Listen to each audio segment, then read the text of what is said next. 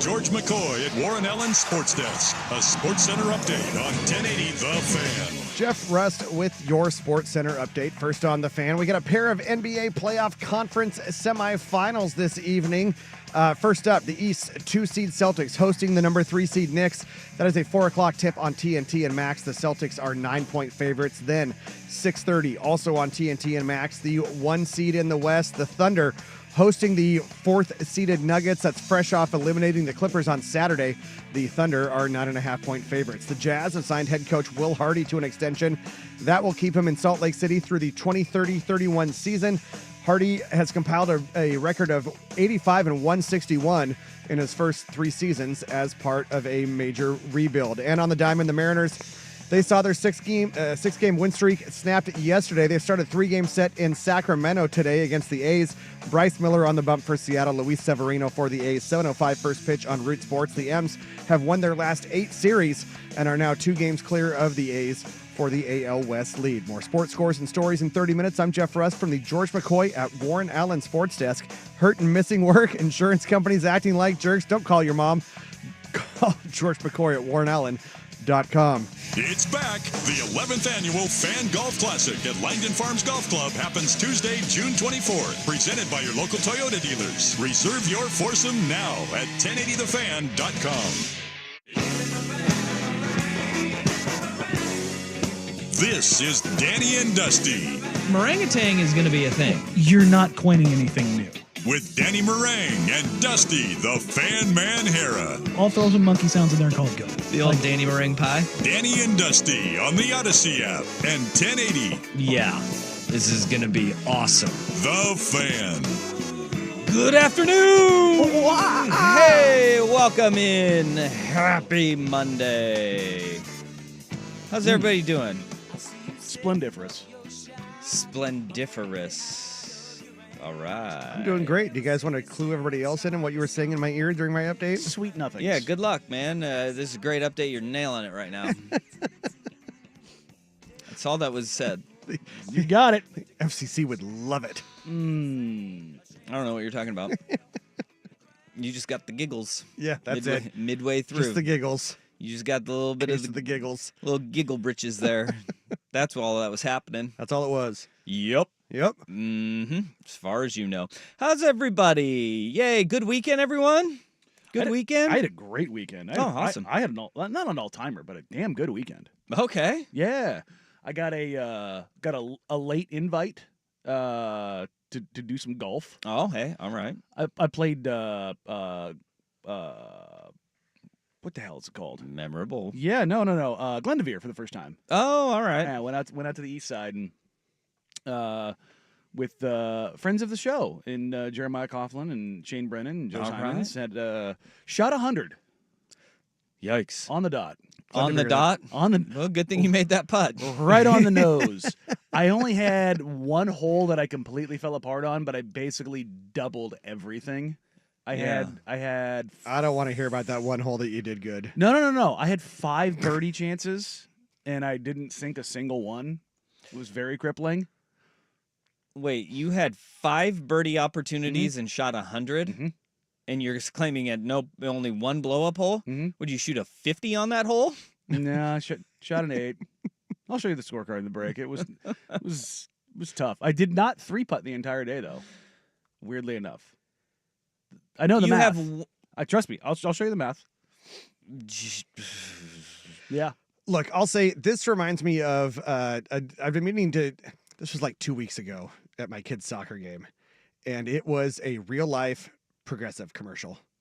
Oh. Yeah. Oh, this dude. Sweet Fancy Moses. Bathroom codes and everything. This dude. We're talking like the bucket hat, but with the strap that also goes down underneath it. The only thing he was missing was some sunscreen on his nose. Okay. Shirt. It looked like he was he wearing was wearing a basically shirt. board shorts, but they weren't board shorts. The socks hiked up all the way to almost his knees. Okay. And some ridiculous shoes. And he was talking to everybody, including like the linesman that was helping officiate the game for our 7th grade children. So wait a minute. Like, what do you mean he was talking to them? Well, And how does this remind you of Danny's golf game? just well because Are we gonna stick the landing on No, this? because he brought me to it reminded me of like a Progressive commercial, like I said, in terms of because he decided to inform everybody about his golf game that weekend. Oh, okay. He went hole by hole, No. hole by hole, Yeah, I don't like this guy. hole by hole. I like his attire. Not No. getting down with that. Yeah. But I say all this to say I got the golf bug. Okay, good. I got the golf bug. I got membership and keeping track of my handicap and Oh, you are a gin member now, huh? I am. All right. I'm it's happening. I've accepted that I cannot play basketball anymore without getting hurt. I've been trying to tell you. I know. And so I'm just You can't climb the stairs at Autzen without getting hurt. know. Of course, you can't play basketball without getting hurt. Don't say that. I didn't It get was hurt on the there. walk It was there. the walk there. Oh, Yeah. okay. It was on the walk to the stadium before the stairs. And also, I better didn't yet. have to do the stairs at Autzen because I was on the field pregame, and then our seats were 2 rows up, so the stairs were never a problem. there we go. It's mostly flat ground that got me. See? All Yeah. right. But did that hit screen door for the first time? I had never been there. It's great. Screen door's great. It lives up to the hype, man. It's very good. Mm-hmm. I had my heart set on. How long did you wait? We had a resi. So Okay, we were good. good, Walked good, right good. in. I looked at the menu ahead of time. I was like, what do I want to get? I really got my heart set on some chicken fried steak, but they had a seasonal brunch menu, so it wasn't there. Mm. It kind of hurt my soul because I was really up for some CFS. Yeah. But I did the chicken and biscuits. Pretty damn good. Those are good. Pretty damn good. And then saw Thunderbolts, the new Marvel movie. I want to see that so bad. It's very fun. So bad. It's very fun. I love David Harbour. Yeah. He great. David Harbours it up. The MCU's back on track. It wasn't the best thing I've ever seen from Marvel, but it was very entertaining, and it's like, oh, there's a direction now. Well, No, from they what I are can the tell, it knows what it's supposed to be. Thunderbolts are reject Avengers, right? Yeah, they're like the castaways of Yes. the Avenger world. And I can say it now without it being spoiler, because they did the Thunderbolts with an asterisk when they teased it and released it. It is now showing in theaters as the new Avengers. Well, and also, even in yeah. the title, it still has the asterisk at Yeah. the end, Okay. which I don't know what that means, but So- whatever. All right. It Well, is there. cool. It's a working Good. title. That's good. I like this. These are all great things. I had a weekend. After our show got over, Isaac hauled me in for the beginning of prime time, and the announcement was made that I will be the new brand manager, program director of this fine station. Thank you. That is something that I did not want to say myself. Yeah, Weird no, thing. we didn't do it during our show just because it was, feels like you're stuffing your head between your own legs at that point. Yeah, I'm not going to sniff my own farts on Yeah. this, but I'm very excited. I will sniff your farts for you. Yeah. Oh, thanks. Yeah. Wait. That's actually in the Wait, contract what? now. Oh, jeez Louise. That's making me feel uncomfortable Yeah, here. well, you know, But everybody's got their kink, right? that's right. Yeah. That's right. We will be, I will be transitioning at some point away from hosting this show. I know that that's very hard for me to do. I love doing this show with you. Oh my God, that was loud. I know. Sorry, You, I had to turn it down. Get your sound effects. Get your sound effects right, Rust. It's a really tough thing. It's something that I love doing. Is this show with you, and I'm going to be sliding to the background. But I will still be doing University of Oregon Duck stuff, and I will still be doing the program podcast as well during football season. So I'm going to be getting that creative itch, going to scratch that. And yeah, it's a big change for me. I'm excited for it. I'm sorry I took 3 years off your life. Oh, you took way more than that. Yeah. But in 3 years, you took way more than that. But it's been awesome, and I'm still going to be here for a while, though. Yeah. So And I'm just waiting for my new raise. you can keep waiting on that one, too. Kind of what I figured. Yeah. We'll get there. Yeah. We'll get there, Rust. We'll get there. But I'm excited. I appreciate everybody that's reached out. It's been awesome. And we're going to have it's a great place to take over and a great spot right now because of what our former boss, Jeff Austin, Baton Rouge, Montpellier, did for this great station. And I'm excited. I'm excited for what we have in the works. And there's a lot of moving parts, but it's going to be a great time to be the steward of this station. And I'm pumped. It's going to be a fun summer, man. It is. It'll be a great summer. Yeah. So I'm here for a while. And until then, we are here to pump you up. It's not summer of swag. It's summer of Dusty. Yeah. Dusty summer. It's the Dust Bowl. But I got to tell you, that was great on Friday. I appreciated that. My daughter's soccer team had their last practice. And I told my wife, I'm like, I'm not playing in this parents versus kids soccer game. Yeah. At the end. You're going to tear an ACL. That's why I was like, there's no way. Yeah. Like, I got bad back. Nope. I have not sprint in I don't know how long. Yeah. This is something I'm not going to do. Turns out parents got very tired very quickly, and so I hopped in. I was forced into action. And there was a handball. I don't know. I'm going to go on the lesser side of it from probably 20 yards out. And the girls, being an organized soccer team, mind you, this is my first soccer game I've played in 33 years. Sure. Doctor said I need a backiotomy. Soccer unit during PE class, no, not for me. This was my first soccer game in 33 years. And I got the free kick there. They line up because they're an organized bunch. Did you just drill a kid in the face? I didn't mean to kick the ball as hard as I did. I hit a rocket. I mean, this thing was it a riser? It started rising. I was like, I hope this gets enough air to clear. Billy Madison and dodgeball. 11-year-old girls who are jumping, and I was like, don't do that. There's probably some braces or two. You're like worried about all the dental work. All of a sudden, they duck, and it went right over the head, top corner. Oh, you shelved it. Dude, it was electric goal. Greatest strike you've ever had. That's what they call upper V. That's what it is? Yeah. Nailed it. Yeah. And right when I got done, I looked over at my wife, and I was like, I did not mean to kick the ball that hard. Like, I almost. You did with those 14 or 15-year-old, was it the U17 men's team? Did you see that they played the women's team? No. I go and say it was like 5 or 6 years ago. Yeah. And it was like, oh, no. Yeah. Oh, no. It, I was just like, oh, no. Coach thrilled with me. Yeah. And he was like, dude, I would have done the same thing. He's like, I would have kicked it through their chest. Rocket at them. I was like, still feeling a little bit bad. Yeah. And at that point, it was like the girls, they were like, my daughter thought she was going to be happy for dad. No, she looked through my soul. Yeah. Like, how dare you? Like, I wronged her. And then that soccer game turned into, parents dominated. Yeah. Parents dominated. Okay. Physicality matters.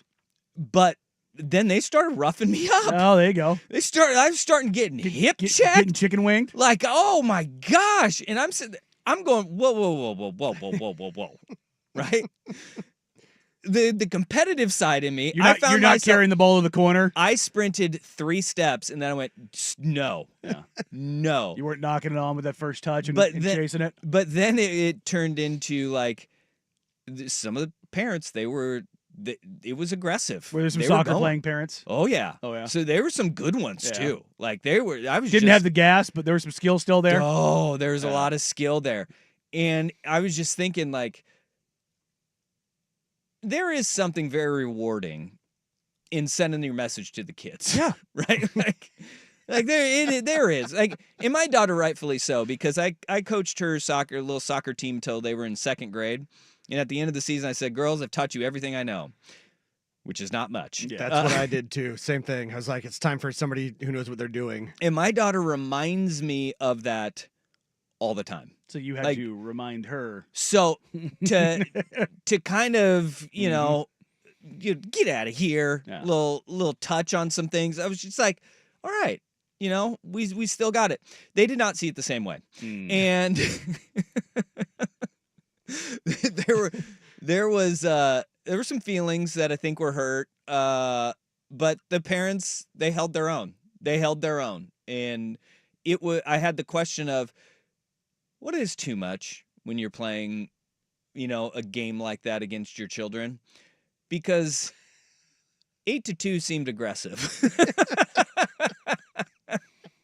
No, I mean, did you ever As long as you're not out there slide tackling your daughter, I think it's all good. If you're not going studs up, that's probably the point. Dude. Did you ever challenge your dad? I mean, like, challenge him. Yeah. Did you get humbled? Yeah. Because I did when I was 16. I got pretty pissed at my dad, and I thought I was ready for the smoke. You're not. I went chest to chest with him, and then kind of like pushed him. Oh. He hit me with a forearm shiver square in my chest that sent my feet straight to the ceiling and knocked every last ounce of oxygen out of my body. Yeah, that I didn't do that. Yeah, my dad. He did. Now he stood over I didn't me. try to fight my dad. This answers a lot of questions. Oh no! Doesn't it? Oh yeah! No, he stood over me. He goes, Yeah. "We good? Yeah. Yeah, we good? We good?" Lots of answers. Yeah, Did one of those. Next time you think you're ready, you go ahead and let me know. Yeah, I thought you were talking like in the sports world. No. There were like, several of those where Yeah. it was like, oh, you think you can hit? I'm going to strike you out 8 times in a row. Yeah. There was oh, you think you're good at basketball? You will not dribble with your right hand, and I will send every single shot across the driveway. Yeah. Those sorts of things. A lot of those happen. When I finally beat him on the basketball court, it bothered him for probably 2 weeks. See, my dad and I, it was never about sports stuff. Mm. He would always get super angry if we left stuff like in the pool out back. So he'd pick out the pool skimmer and do a good old fling with the pool skimmer with the flipper at me across the pool. Yeah. Yeah. P1 Anthony brings up a good point. There was a 4th of July incident that I'm not going to say I wasn't proud of. I'd do it again.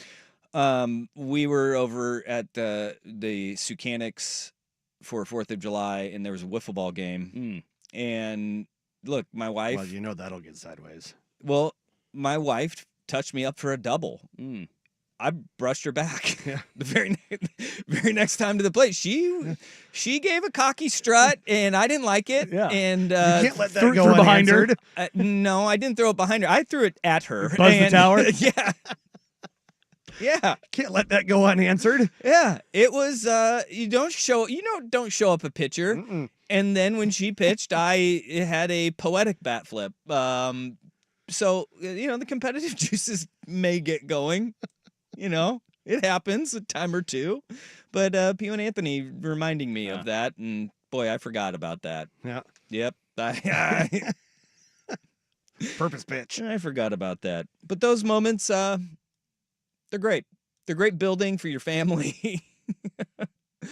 And always times that, you can look back on with fond memories. Speaking of fond memories, the ones we've had over the last 3 years, this is perfect text. Well, Danny's new co-host will be equally compliant in helping him dispose of the bodies. I have done no such thing, and I will. That's to the grave, bro. I never. The bags of lime in your card. Disagree. Oh boy. Yikes. This text. My dad's 70. I still don't dare challenge him. I think he'd still take me down if I challenged him. Old man strength is real. Yeah. It is. Yeah. All right. Well, with that, we get the show on the road, shall we? Let's do it. We had a couple of Game 7s over the weekend. They're usually awesome. Yeah, duds. They were not. Duds. The NHL lived up to the hype. Oh, God. NHL was badass. Holy crap, Winnipeg. So, I read this, and I don't know what to make of it, but it's impressive because, again, we've talked about this. The Four Nations unlocked this. I don't know hockey. But when I saw this stat that in Stanley Cup playoff history, there were only 3 instances before this weekend in which a team was down 2 goals in the third period and tied the game in a Game 7. Yeah. It happened twice this weekend. It's crazy. That is nuts. And one of them with what? 1.7. Yeah, it was a second left, Yeah. whatever, however much in change, which is crazy to think about. Hockey was awesome. Mm-hmm. It took all of the fun from the NBA and said, "No, we have this now." And that's why Stanley Cup playoffs rock. They do. They are absolutely awesome. The NBA's Game 7s were not. And James Harden gymmed Harden so hard. And we'll talk about that next. Danny Dusty on the Fan.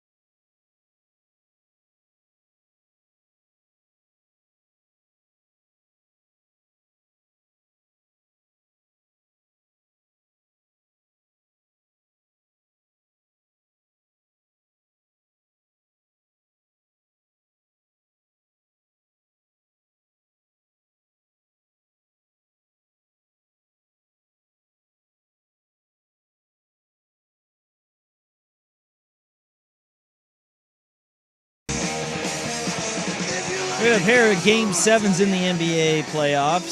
Saturday night, we saw the Denver Nuggets dismantle the Clippers at Ball Arena. Not Bell of the Ball.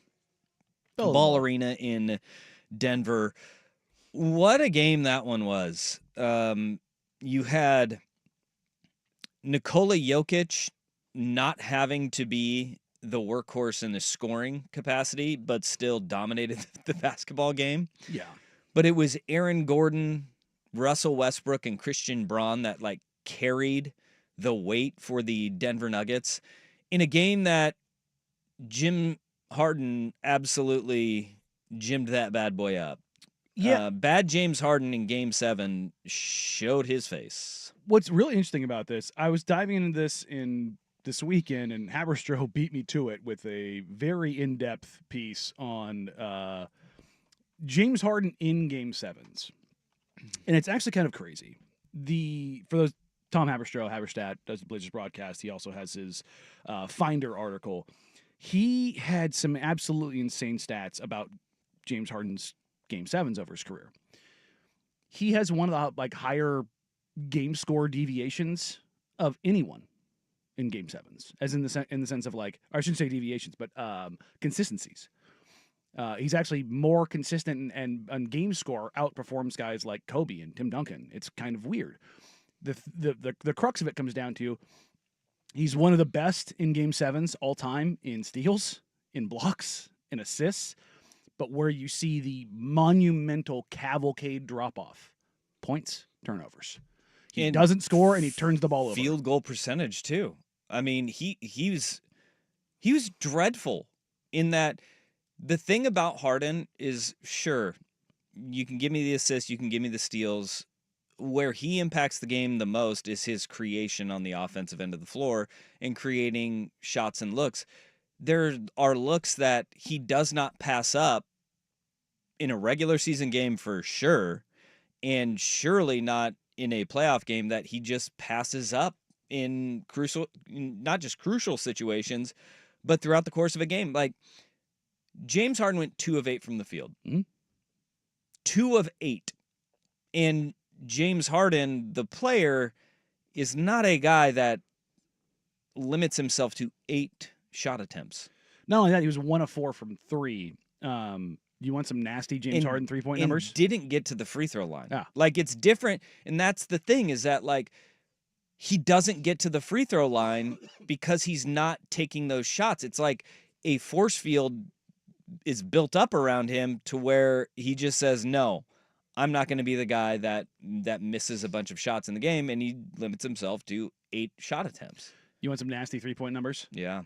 James Harden, in his career in Game 7s, is now 13 of 58 from 3, 22.4%, which means that 1 of 4 night actually brought his 3-point percentage up. Yikes. Mm-hmm. Okay. On top of that, it's the lowest 3-point field goal percentage rate of any player in NBA history with a minimum of 25 threes in Game 7s. Really? Yes. He also holds the record for the most 3-pointers missed in Game 7s with 45. Ugh. What about his turnovers? There was a note in here. I can't remember what it was. Oh, God. His ability to get to the free throw line and 3-point line are there. I believe he has the most turnovers in Game 7s. Ever? Yes. I'm trying to find it, but this is a very long That probably sounds about right from what we've seen. Yeah. Is there a guy that, I mean, think of stars in the NBA. Who are the least trustworthy stars when the rubber meets the road? And you're like, we need this guy to show up. Because Harden is up there, despite the fact that what you just outlined about, look, he facilitates a lot of other things. But if you look, and we're not huge on, the whole, what's it called? Single game plus minus. Yeah. He was minus 29, though. Yeah. When it's minus 29 or something egregious, then you can look at it and be like, yikes, buddy. Yeah, when the numbers get real big either way, you just kind of look at it and go, okay. And remember, it's not just this game. James Harden was a part of that team that missed 27 straight threes. Yeah, man. Like He has been, and he's also been a part. He was the guy that held the NBA record for most turnovers in a playoff game with 14. Like his Game 6 and Game 7 stuff in his career, he has been like Doc Rivers gets the choke artist. Like I don't think there's a player that shrinks from the moment more than Harden in modern NBA history. Yeah. Yeah, I was looking at but I'm trying to think of guys in that same vein. I know Chris Paul's name will get brought up, but Chris Paul's has been almost always injury. Yeah. Not performance. It's been injury. Yeah. If you look at win shares, right? Mm-hmm. Win shares in the NBA are basically, it's a way to look at your importance to your team, right? How valuable you are to your team. If you look at James Harden, okay, his regular season win share over his career is 174.7. That's bonkers. Regular season. Yeah. His playoff win share is 22.8. And it's not exactly a shortage of games. Okay. I don't think he's ever missed the playoffs. He has had 16 years in the playoffs. Yeah. So, yeah, he's been in there all the time. Yeah. This year is not his worst. He's had some 0.5s sprinkled throughout his career. This year, it was 0.7, his win share. Okay. If you want to look at it, see, he has had some good years, though, where it's like 2.4 back in 2019, 2020. Mm-hmm. Okay. 2.1 back in 2017, 18. That's the year they probably should have won. If you compare that to some of the other guys that are seen as the least performing win shares from regular season to postseason, okay, you have Walt Bellamy had a regular season win share of 130.05 to 4.69 playoffs. Vince Carter does not get a whole lot of this. 122.34 to 7.4. A lot of that was those teams he was on early in his career. Even when they did scrape by and make the playoffs, they just got smashed. This is a really interesting one. Oscar Robertson. Oh. 189.21 regular season win share, and this is comparable to James Harden. 13.65 playoffs. Good Lord. Like, that's nasty. It's absolute. It's eye-popping to see kind of what happens from the regular season to the postseason, because the Big O, obviously first player in NBA history to average a triple-double over the course of a regular season, bounced in the first round of the playoffs. And even when another guy like that in Westbrook, we know that high-end Westbrook can win you a series. Now, low-end Westbrook can obviously lose you one. We've seen that multiple times, but we've never. You don't question whether or not Russ is going to show up. Yeah. Right? Like, that's not a thing. Now, the impact that he has can go every which way, but you've never had Russ not show up with the right mentality, mindset, attitude, all that kind of thing. Another one that was not that surprising. No. Sean Marion. Oh, that's actually very surprising to me. Because, well, he has some big shots in the playoffs. Yeah, but not just defensively. But it was always a disappearing act in the playoffs. His regular season, and he has the highest, and this was according to, oh my gosh, I think it was Samford University did a study on this with the win share thing. He went from a 124.91 win share to 9.05. Which is that's crazy considering it's the highest drop off. He's playing with Steve Nash. Harden is in that territory with some of the biggest failures from regular season to postseason. Now, all of those that one's really surprising. All of those numbers shouldn't mean a lot to anybody, but it's the variance is where you look into it and you say, these guys are so dramatically different from the regular season to the postseason. And James Harden is a guy in the vein of an Oscar Robertson, who MVP numbers, Hall of Fame, no doubter. First ballot, Vince Carter also in that. And when it comes to playoff time, their production vanishes.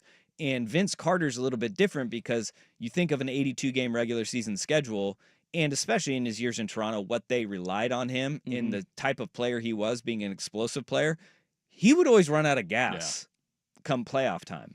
God, and he was on those Nets teams too he was good then. That one really, I'm not sure which one surprises me more, to be honest, whether it's Marion or Carter, but both those I wouldn't have had there. Yeah. It's interesting to think about because Harden, it's glaring, it's in your face, you see it year in and year out, the playoff failures, and it's the stage in which Harden fails, which I think is the glaring one, because he is really he's elite. Got games 1 through 4. Game 5, he's even really damn good. But game 6, game 7, if it comes to that, and it does in the NBA playoffs often, my man's ready for the jet. He disappears. And not the next round. He disappears. It's crazy. So I thought that was pretty interesting because you can put him in that conversation as one of the biggest disappearing acts from, and look, like he's still his value. I think it highlights how valuable he actually is to his team, and how good he is. But it also when it disappears, boy, it goes in a hurry. With all that said, the Nuggets beat the ever-living hell out of the Clippers. Yeah, they did. Let's talk about that because you mentioned Russell Westbrook. He had an all-time quote. We'll get to that after Rest with SportsCenter. Now, from the George McCoy at Warren Allen Sports Desk, a SportsCenter update on 1080 The Fan. This update brought to you by 808 Hawaiian Restaurant. Mixed plates like Grandma used to make. If your grandma were from the Big Island, Woodstock, Burnside, Beaverton, or online at ate-oh-ate.com. First on The Fan. A pair of NBA playoff conference semifinals this evening. First up, the East, number 2 seed, the Celtics. They host the number 3 seed Knicks. 4 o'clock tip on TNT and Max. The Celtics are 9-point favorites. And at 6:30, also on TNT and Max, the number 1 seed in the West, the Thunder, hosting the 4th seeded Nuggets. Fresh off eliminating the Clippers on Saturday, the Thunder are 9.5-point favorites. The Jazz have signed head coach Will Hardy to an extension. That'll keep him in Salt Lake City through the 2030-31 season. Hardy has compiled a record of 85 and 161 in his first 3 seasons as part of a major rebuild. And on the diamond, the Mariners saw their 6-game win streak snapped yesterday. They start a 3-game set in Sacramento tonight against the A's. Bryce Miller on the bump for Seattle. Luis Severino for the A's. 7:05 first pitch on Root Sports. More sports scores and stories in 30 minutes. I'm Jeff Rust from the George McCoy at Warren Allen Sports Desk. Hurt and missing work, insurance companies acting like jerks. Don't call your mom, call George McCoy at warrenallen.com. Jump back to earlier parts of your favorite fan shows on the Odyssey app. The only way to rewind Portland's sports leader, 1080 The Fan.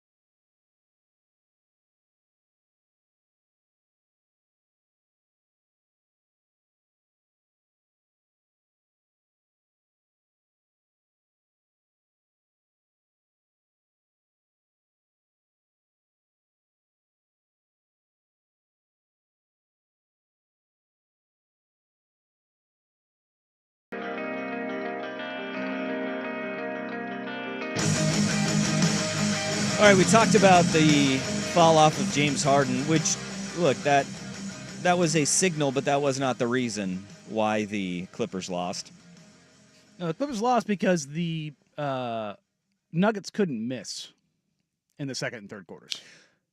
It was insane. They took a page out of like the college football coach playbook, the middle eight there, the middle eight of a football game. It's the last 4 minutes of the second quarter and the first 4 minutes of the third quarter. They scored 72 points between the second and third quarters. The Nuggets took that and said, "Yeah, we got that. That's going to be where we thrive." The execution was unbelievable. We'll talk about the Pacers-Cavs game, but it was very similar in how every pass they made, every cut they made was with intention, and nobody stopped and dwelled on the ball. Like, it was like this perfect, poetic, like, I don't even think the Clippers were that bad defensively. I just think that the Nuggets executed at such an insane level that it was just like, like Jokic had probably 6 passes in the second and third quarters that were inch perfect. Getting them out on a break or finding somebody on a cut or as the hockey assist that forced the defense to slide over. It was absolutely bonkers. Now, the Nuggets end up shooting well in the game, 52%, 38% from the field, but in that second and third quarter, it might as well have been 100%. They felt like they didn't miss. They shot 59% from the field in the second and third quarters combined and 53.3% from three. Yeah, they made everything. 8 3-pointers in those 2 quarters. And they kept the Clippers off the glass. They didn't turn the ball over. And every time the Clippers didn't score, the Nuggets came down and scored. And it was just like, it's a 11-0 run. It's a 13-0 run. It's a 15-2 run. And you're just like, the run just kept going. And you're like, when is this going to end? And Ty Lue, I think, called 3 timeouts. And it was just like, and it wasn't like the Clippers weren't getting looks. Yeah. They just couldn't hit the broadside of a barn. So I went and I took like just the midway point of the second quarter to the midway point of the third quarter.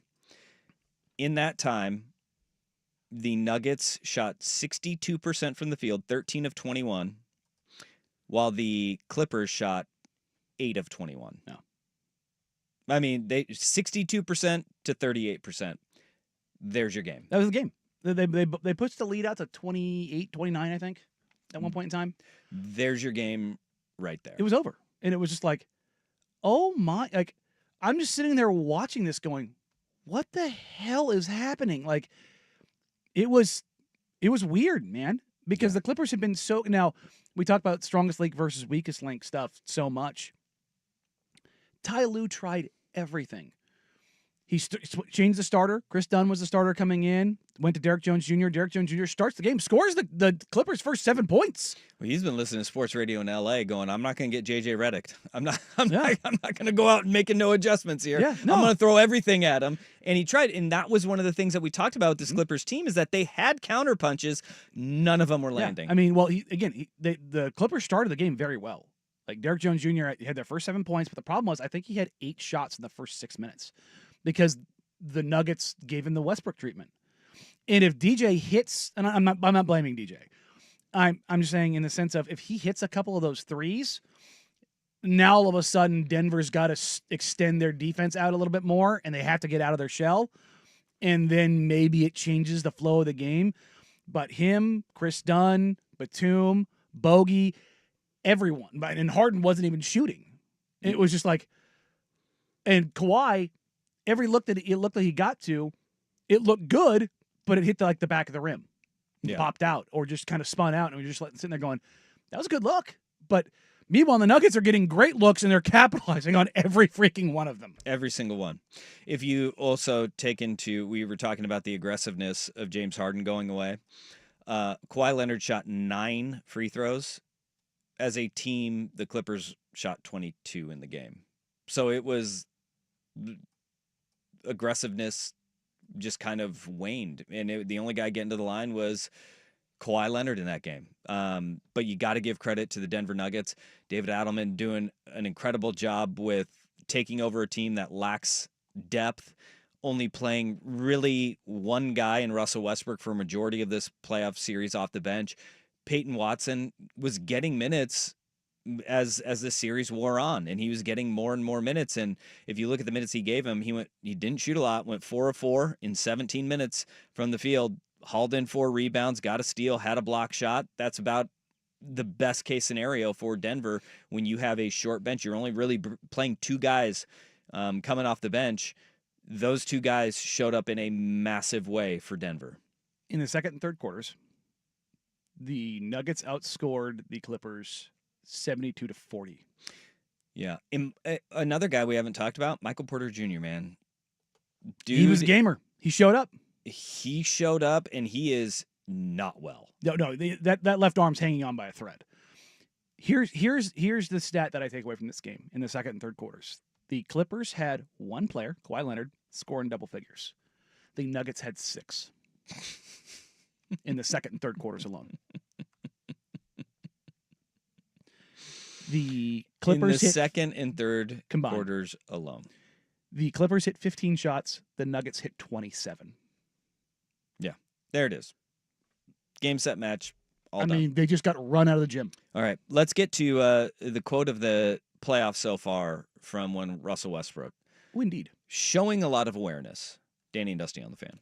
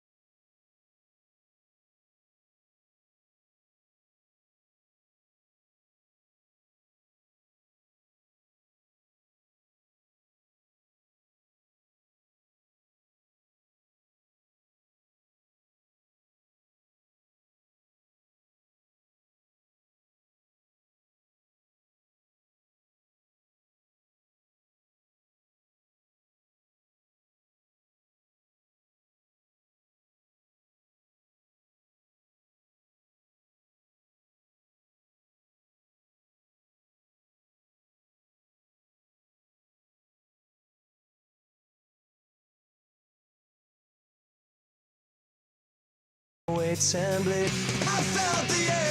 man who often lacks awareness in a variety of ways and reasons is Russell Westbrook. I thought on Saturday, he showed some great awareness. He did. This may be quote of the playoffs, maybe the NBA quote of the year. I think a lot, as much as people may not think. I'm very smart and I understand the game. I understand what's going on. So I am thinking. And I also, just a force, man. I think is, my ability to be able to be a force of nature on the floor is what I pride myself on. So whatever that looks like, it may be a turnover, it may be a missed shot, but it may be a steal, maybe a dunk, maybe a missed three, maybe a made three. It's gonna be all of that. It's gonna be everything. So you just take it for how it comes, and whatever happens, you go with it. And I've always been like that. As long as I leave it on the floor, and God willing, to be able to go out and continue to compete, I'm grateful for it. What Russell Westbrook does is a skill.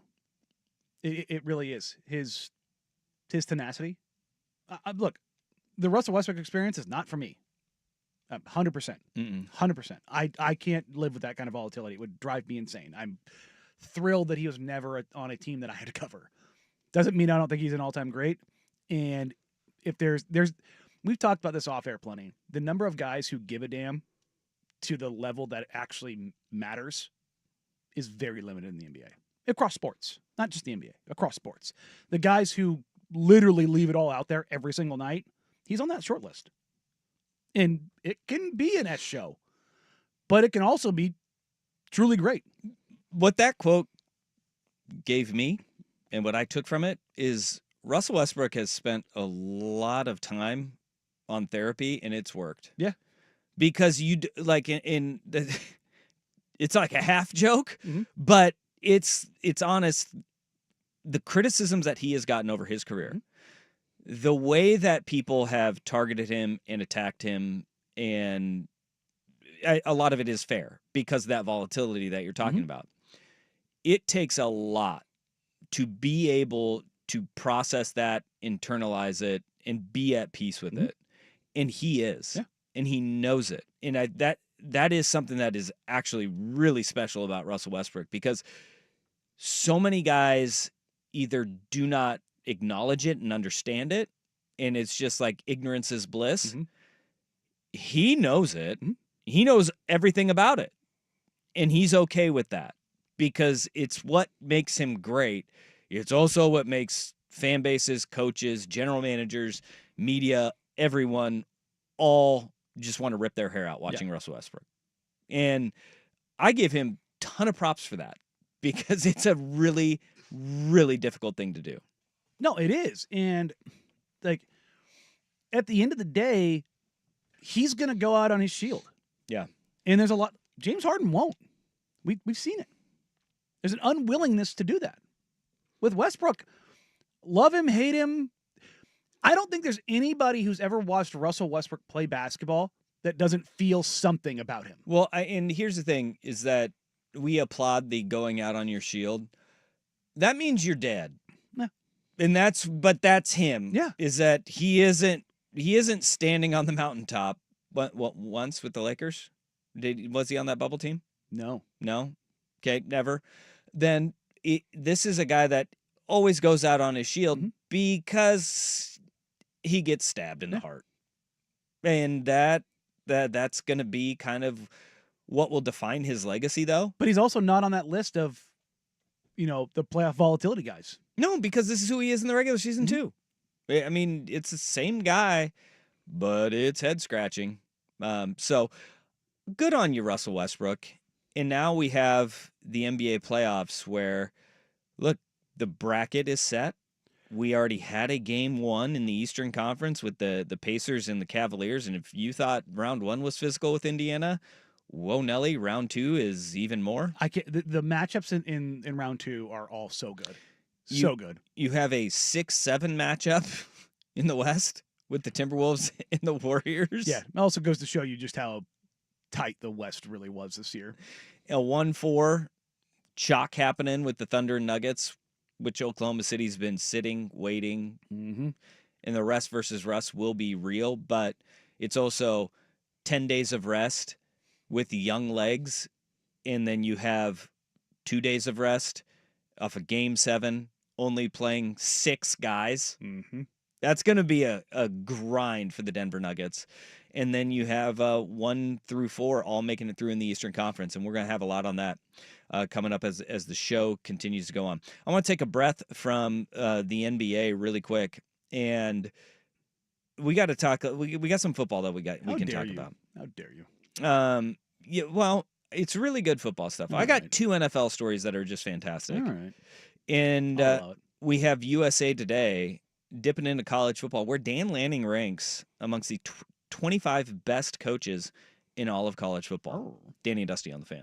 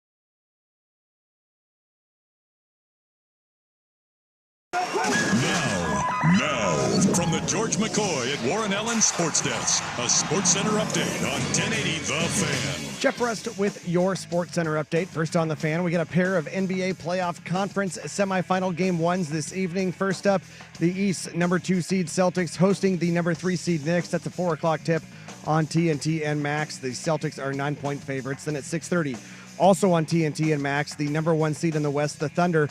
They host the 4-seeded Nuggets. Fresh off eliminating the Clippers on Saturday, the Thunder are 10.5-point favorites. The Jazz have signed head coach Will Hardy to an extension that will keep him in Salt Lake City through the 2030-31 season. And on the diamond, the Mariners, they saw their 6-game win streak snapped yesterday, but they start a 3-game set in Sacramento against the A's tonight. Bryce Miller on the bump for Seattle.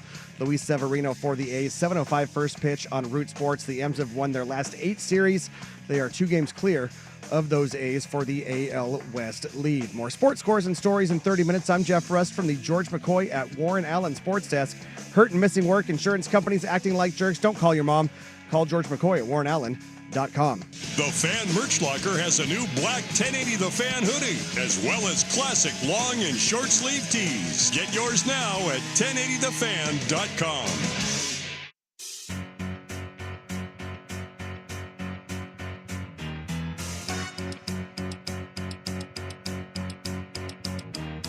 Whether you're a duck or whether you're a beaver, your fantasy team needs a new receiver. It's Danny and Dusty at lunchtime every day. Maybe you're a tortured fan of Rip City. Danny and Dusty are here to take pity, hoping there's not a center with bad knees on the way. Talking noon till 3, Danny and Dusty on the Fan. Yep, I'm singing again, cause they haven't said I can't. Danny and Dusty love the teams the rest of us revile. Raising a Blazers banner would make it all worthwhile. Noon till 3. An Odyssey station. Hour number 2, Danny and Dusty with you on this Monday afternoon. Thanks for being a part of our day, letting us be a part of yours.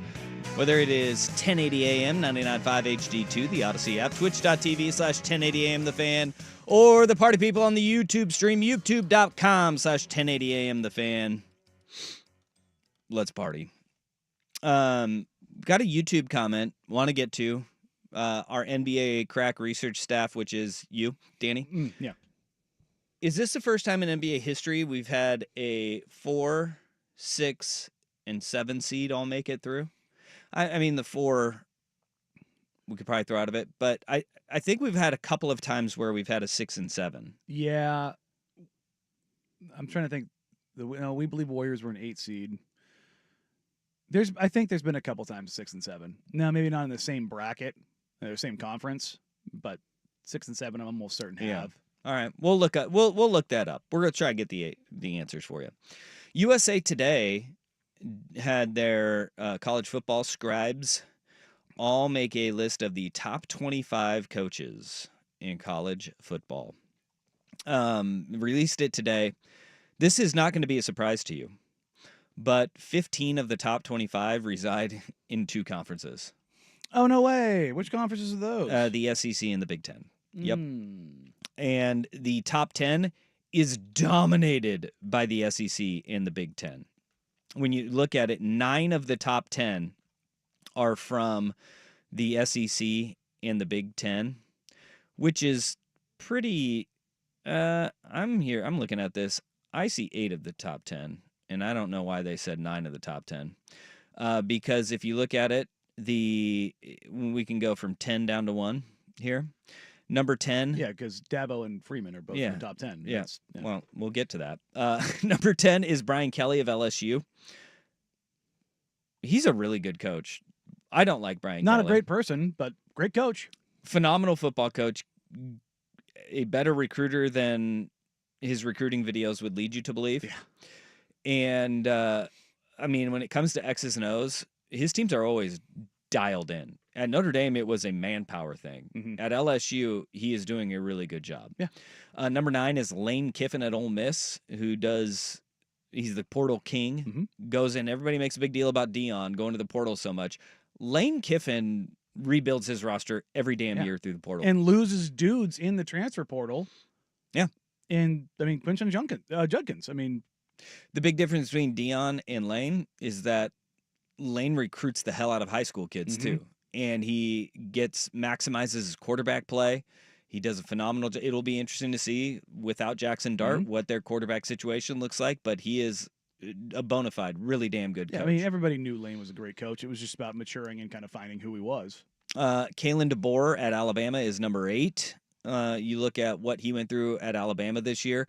You never want to follow the legend, and there was Bama got screwed. Well, they lost 3 games, and that is still a really good season. You saw what he did at Washington, and really everywhere that he has been, deserving of him to be at number 8. Number 7 is Marcus Freeman at Notre Dame. You're talking about a coach who, very young, but Marcus Freeman is really damn good, and he is young, and he has connection with his players.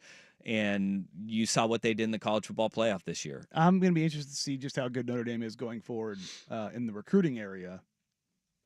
without their GM. Yeah, Chad Bowden, who's at USC now. They're still pretty good. Still pretty good. Still pretty good.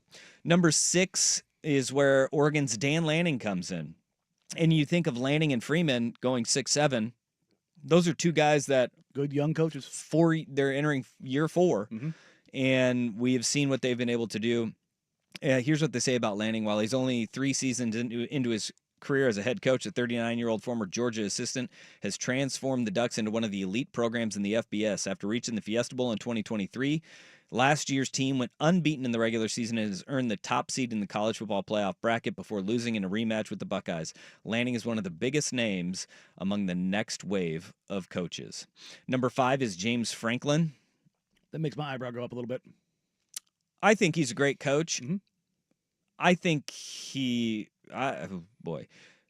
Klatt released his top 25 post-spring. Penn State's number 1.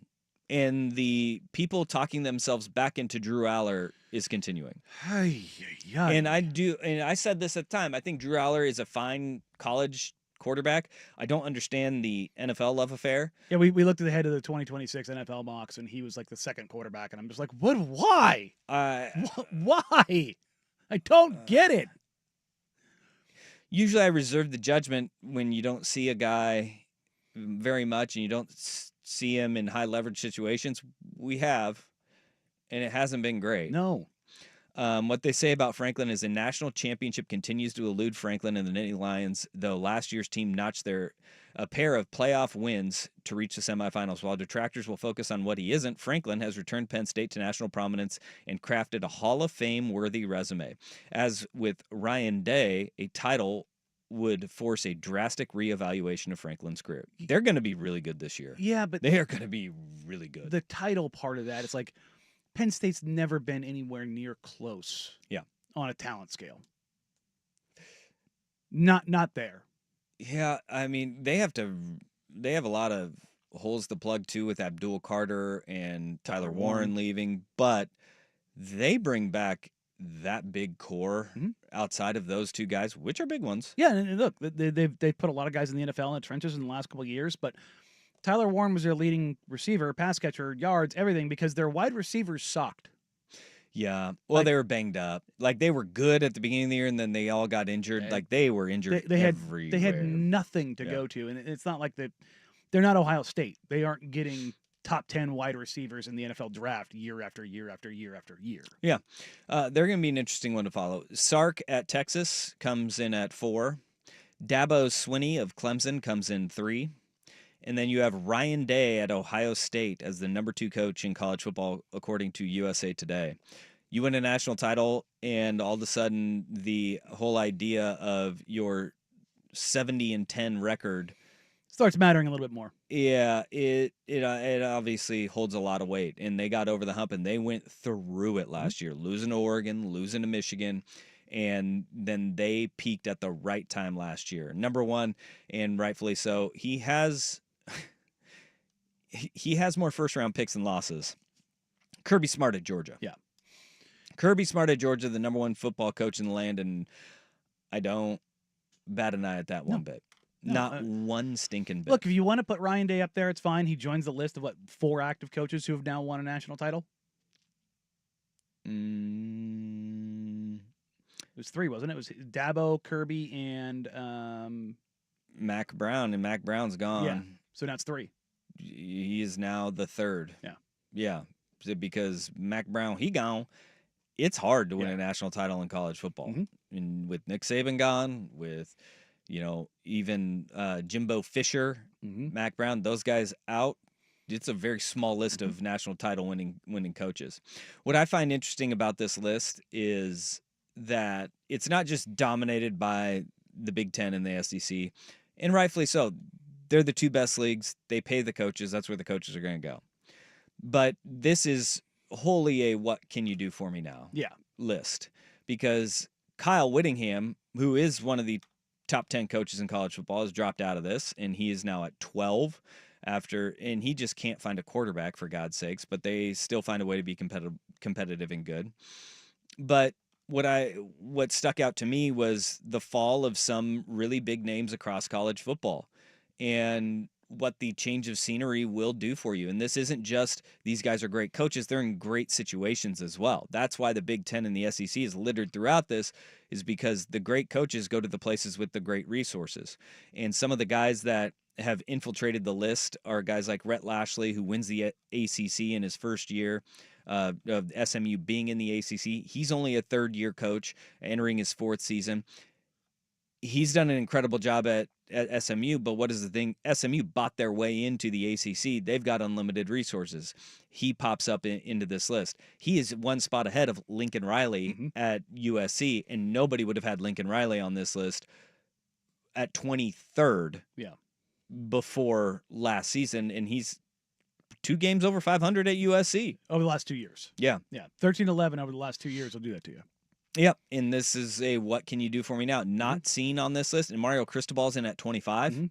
Not seen on the list. Jonathan Smith has dropped off dramatically, and sometimes the grass isn't always greener, and you go to a new place, and after 1 year, people want Jonathan Smith fired at Michigan State. I remember Stuart Mandel had his list, I want to say like 2 months, month and a half ago. We talked about it, and Jonathan Smith was like 14 or 15.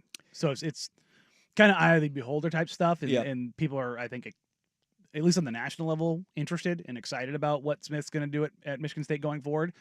But yeah, I mean, there's a lot of very real, like, oh, what have you done recently? Because like Kirk Ferentz is on this list at 14, and it's like, well, what has Ferentz done? He has consistently won at a school that never has a quarterback, never has an offense, and just finds ways to win in a really tough conference.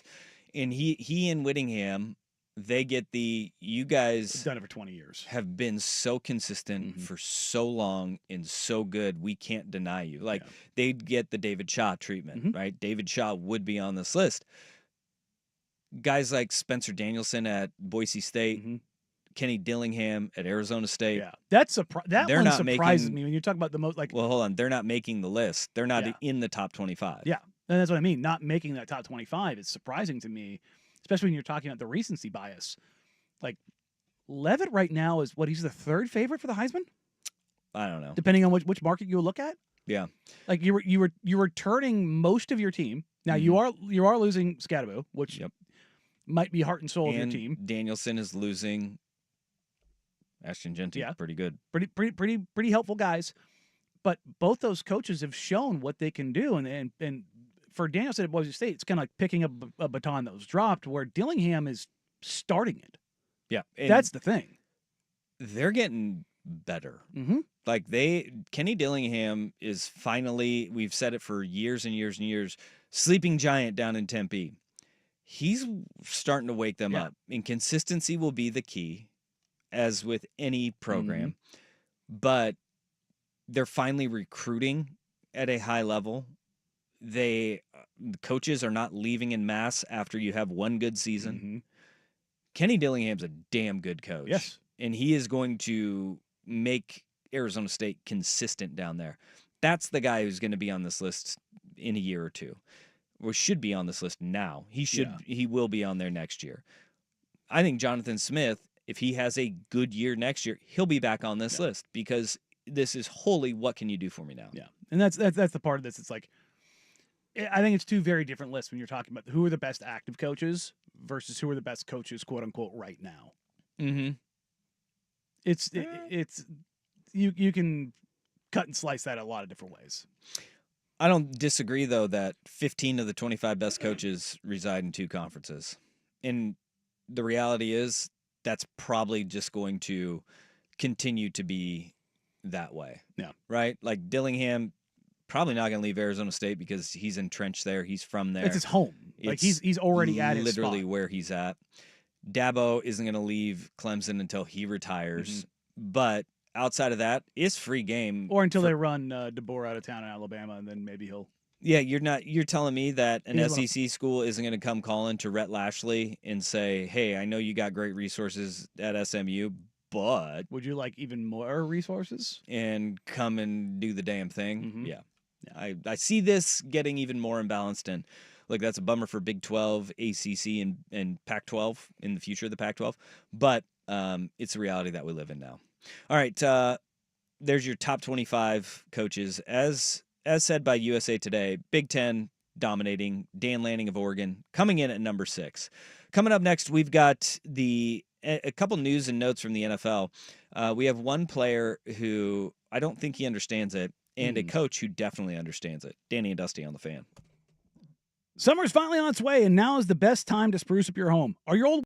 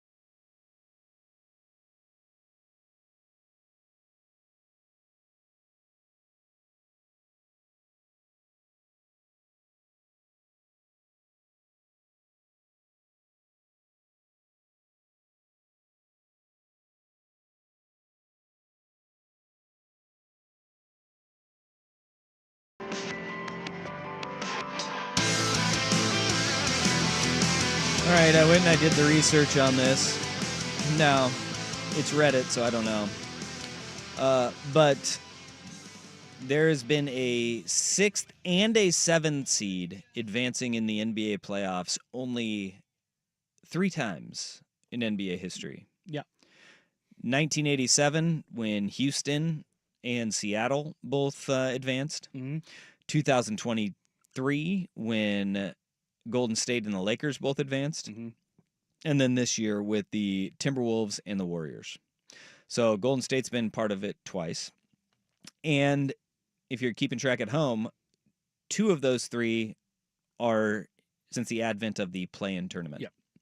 So, in 2 in the last 3 seasons. And both those Curry teams made some changes and got some health. Yeah. That helped them down the stretch to where they weren't your typical 6, 7, 8 type seeds. And all of them Western Conference. Because the West is better. Historically. And has been better but forever. It's 3 times in NBA history is pretty significant, I think. Now, it should be noted that NBA history in this, they expanded the playoffs to in 84. Yeah, so that's why you get it 3 years later in 87. Yeah, so it has not happened very often. All right, NFL news, notes, nuggies. Abdul Carter is addicted to requesting retired numbers. The newest member of the New York Football Giants, the 3rd overall pick in the draft, immediately asked Lawrence Taylor if he could unretire his number and wear the number 56, to which LT, probably 41 beers deep, said, no, that's not going to happen. My number's retired. It's going to stay retired. Don't even think about it. Look, if your name is Julius Peppers or Javon Curse, you might have the cachet to do that. I don't think anybody does. Well, I'm saying I know what you're saying, and I'm saying no, you don't. The only reason I would say Julius Peppers, where do you go to school? North Carolina. Where did LT go to school? North Carolina. I still don't think that. I don't either. I don't think you even go there. No. Not with Lawrence Taylor, not Neva. Then Abdul Carter went to Phil Simms and said, hey, I wore 11 at Penn State. Can I wear your retired number 11? And Phil Simms initially goes, yeah, sure. And then he talked to his family, and his family's like, what are you doing? No. And so now Abdul Carter has been vetoed for 2 retired numbers for the New York Giants. What are you doing? Well, thanks, Warren Moon. Yeah, Warren Moon. Well, Warren Moon. Well, he found a loophole. Yeah, it's not for the Houston Oilers. It's for the Tennessee Titans. Yeah, 2 different legacies. Which Warren Moon also spilled that the Titans are getting new uniforms. They desperately need them, and I hope when they get new uniforms, they get rid of the flaming thumbtack. Yeah, so they don't look like a World League of American football team anymore. Yeah, they're so bad. They are. And it's a great color scheme, too. That's the unfortunate part. It's just awful. Yeah. Awful uniforms. So, thanks, Warren Moon, because he gave unretired number 1, which it shouldn't be retired. That should be retired for the Houston Texans. Oilers. But I digress. Abdul Carter, boy, the balls. Look, you almost have to admire it in a sense. It's Russell Westbrookian and like just going for it. Yeah. But at the same time, like, you better be like, if you're asking somebody to unretire a number, and like I said, with Warren Moon, you get the loophole. Texan or Oilers versus Titans. That's not the case with the New York Football Giants. And you're talking about, if not the best defensive player all time, one of the top 2 or 3 at worst. It's like, look, it's the same thing you tell your buddy at the end of a Friday night at the bar. Just shoot your shot, bro. Look, that's what he's doing. But Abdul right Carter, like, as good as worst he is, they can do is say no. He is not the level of prolific prospect that can shoot that shot. I think he's really good. I do too. I think he's really good. But have you heard anybody talk about Abdul Carter being a guy who's going to fundamentally change the game of football? Look, you have to be a transcendent prospect to make that ask. Cam Ward isn't either. No. And I think that's where this kind of starts. But I don't think anybody should be asking for to unretire a number. Unless you're Jerry Rice asking Steve Largent to unretire 80 when he went and played for the Seahawks, that's probably the only time that you can do that. But not as a rookie coming into the NFL being like, I'm looking around, I step into MetLife Stadium, I look around the outer bowl, and I go, you know what? 56 and 11. I like those numbers. I'll wear those. You know what I think he should wear? 45. 56 minus 11. Just wear 45. Get it over with. It's a terrible number, but the number ranges are wide open these days. Yeah. I was thinking 55. Go 55? Yeah. Well, offensive lineman probably already has that. Do the Giants already have a number 1? What? Do they already have a number 1? Oh, dude, don't get me started with a Yeah, it's right. You weren't here for that. defensive line. One, don't like the number 1. Yeah. 2, defensive linemen wearing single-digit numbers Don't like is it? a crime against humanity. You don't like Thibodeau wearing 5? I don't like any defensive lineman wearing or edge rusher wearing a single-digit number. I like the 440-pound kid from Florida wearing 0.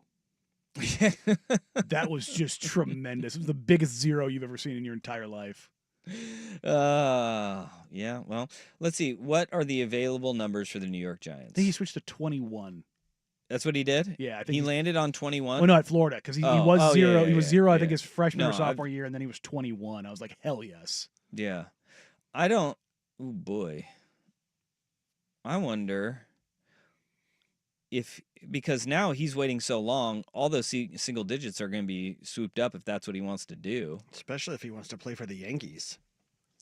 0, 1, 2, 3. He could wear number 4, 7, 10, 11, 12. Well, not 11. Well, how many numbers are retired, too? 17, 18, 19. Boy. It looks like every number is taken up by the, you can wear 30, 31, 32, 34, go sweetness. Yeah, somebody's already wearing 45 as well. He's going to get stuck with a terrible number. Go 67. 56 plus 11. Ooh, 67 That's an old lineman for is... sure. Yeah, that's an offensive lineman right there. Jimmy Morrissey is wearing number 67, center out of Pitt. Yep. Nope. 99. Wear 99. Isn't Dexter? 99? No, Roy Robertson Harris is 99. Yeah, You can kick his ass out of the way. You're fine there. The UTEP, 9-year pro out of UTEP. Golly, he's huge. 6'7", 268. Whew, that's a big boy. Yeah. All right. The other piece of NFL news, I love this to death. You see Jim Harbaugh woke up in the middle of the night? What do you think Jim Harbaugh thinks about in the middle of the night when he wakes up? Football America. guy. Football Tater guy. tots. Football guy. He told Rich Eisen that he woke up at 3 a.m. and said to himself, I need to get Justin Herbert to the Hall of Fame. That's the coach's version of Chad Johnson. Did you see they had, I can't remember what show, it might have been the show he does with Shannon Sharp. They had one of the assistants on from the Bengals during his time period. Do you know what Chad Johnson used to do? Probably call him in the middle of the night. At 2 to 4 in the morning before getting ready for a game, and he'd just say, I'm open, and hang up. Yeah, that sounds about right. He's probably heading in after a night at the bar. I'm surprised he wouldn't just send him pings of like a 7-Eleven location. Always open. Yeah, he was just like, hey, coach, I'm open, and then hang up. I think that there is a odd couple pairing between Herbert and Harbaugh that works. It works. Yeah. It works. The chill spectrum versus the not chill spectrum, like they are Just- literally the poles. Yeah, and he's just waking up going, God. Mind you, it's May. And Jim Harbaugh's waking up in the middle of the night going, I need to get Herbert to the Hall of Fame. It's got to be May. I need to get him there. Can we work on some receivers? Yeah, that's what he said. He said that we just need to get him the targets that are going to get him there. And so they went out, they got Trey Harris in the draft. They got Oronde Gadsden the second in the draft. Oronde Gadsden, by the way, Son of a former Portland Forest Dragon. who I ball boyed for the Forest Dragons. There you go. And I would give poured drinks for the Forest Dragons. I would give Oronde Gadsden a stick of gum before every game. There was a lineman for the Forest Dragon Had to have gum. that worked as a checker at Albertsons. Yeah, that sounds about right. Growing up. But they have Ladd McConkey, Mike Williams, Trey Harris, Aronde Gadsden II, Will Dissly, Jalen Rieger, Quentin Johnson, Darius Davis. Boy, they're still looking for a number one. And they are hoping that it is the Ole Miss product, Trey Harris. Hey, Quentin Johnson at least started catching the ball. Like, that was a problem for him his rookie year. Yeah, also suggested for the role. Yeah. You know? Yeah, mildly helpful. I mean, looking at the resume, probably something you want to do. But I love that Jim Harbaugh is waking up in the middle of the night thinking about how he needs to get his quarterback to the Hall of Fame. It's the best. Dude, I mean, look, if His I'm a wife's quarterback, like, that's what I want to hear. His wife's like, I know, Jim. I know. They're going to have like a 9th kid, and they're going to name it Justin. Harbaugh's got a whole herd of children. I mean, would you expect anything less? No.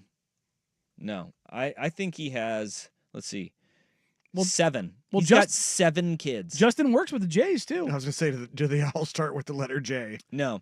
He's got Jay, James, Jack, John, Grace, Addison, Catherine. Wife went out on that one. What, dude? All the boys with Jays. Yeah. All the boys with Jays. That's just, you gave up. Well, I feel like naming gave up. rights were given to Dad for the boys, and he really went out on a limb there with Jack and John, his dad and brother's names. Yeah, right. But Justin does fit. Justin does fit with the boys' names. Justina. Ooh. I could see him being like, hey. Or just a Justine. Justine, yeah. Just like Justine Bateman. There you go. Jason Bateman, yeah. Family Ties. There you go. All right. What would we do, baby? That's me talking Harbaughs. There you go. I love Jim Harbaugh. I mean, I feel like if you don't, you're either an Ohio State fan or you just don't like football. Yeah, that's what I'm talking about. Yeah. That's what I'm talking about. Yeah, I'm here for it. No, sounds good. God bless I him. like it. All right, coming up next on Our Worst Day on the Web, what are you willing to do to help out humanity? Because there's one man that is doing more than I think a lot of people would ever willingly subject themselves to. And we'll get that next year on Danny Dice. First, here's Big Kahuna with Sports Center Update. Hamburgers, the cornerstone of any nutritious breakfast. Now, from the George McCoy at Warren Allen Sports Desk, a Sports Center update on 1080 The Fan. First on The Fan, we got a pair of NBA playoff conference semifinal game ones this evening. First up, the East number 2 seed Celtics. They host the 3 seed Knicks. That is a 4 o'clock tip on TNT and Max. The Celtics are 9-point favorites. Then 6:30 also on TNT and Max. The number 1 seed in the West, the Thunder. They host the 4th seeded Nuggets. The Thunder are 10.5-point favorites. The Jazz have signed head coach Will Hardy to an extension that will keep him in Salt Lake City through the 2030-31 season. And on the diamond, the Mariners saw their 6-game win streak snapped yesterday. They start a 3-game set in Sacramento against the A's tonight. Bryce Miller on the bump for Seattle. Luis Severino for the A's. 7:05 first pitch on Root Sports. The M's have now won their last 8 series and are 2 games clear of those Athletics for the American League West lead. More sports scores and stories in 30 minutes. I'm Jeff Russ from the George McCoy at Warren Allen Sports Desk. Hurt and missing work, insurance companies acting like jerks. Don't call your mom. Call George McCoy at warrenallen.com. It's back. The 11th annual Fan Golf Classic at Langdon Farms Golf Club happens Tuesday, June 24th. Presented by your local Toyota dealers. Reserve your foursome now at 1080thefan.com.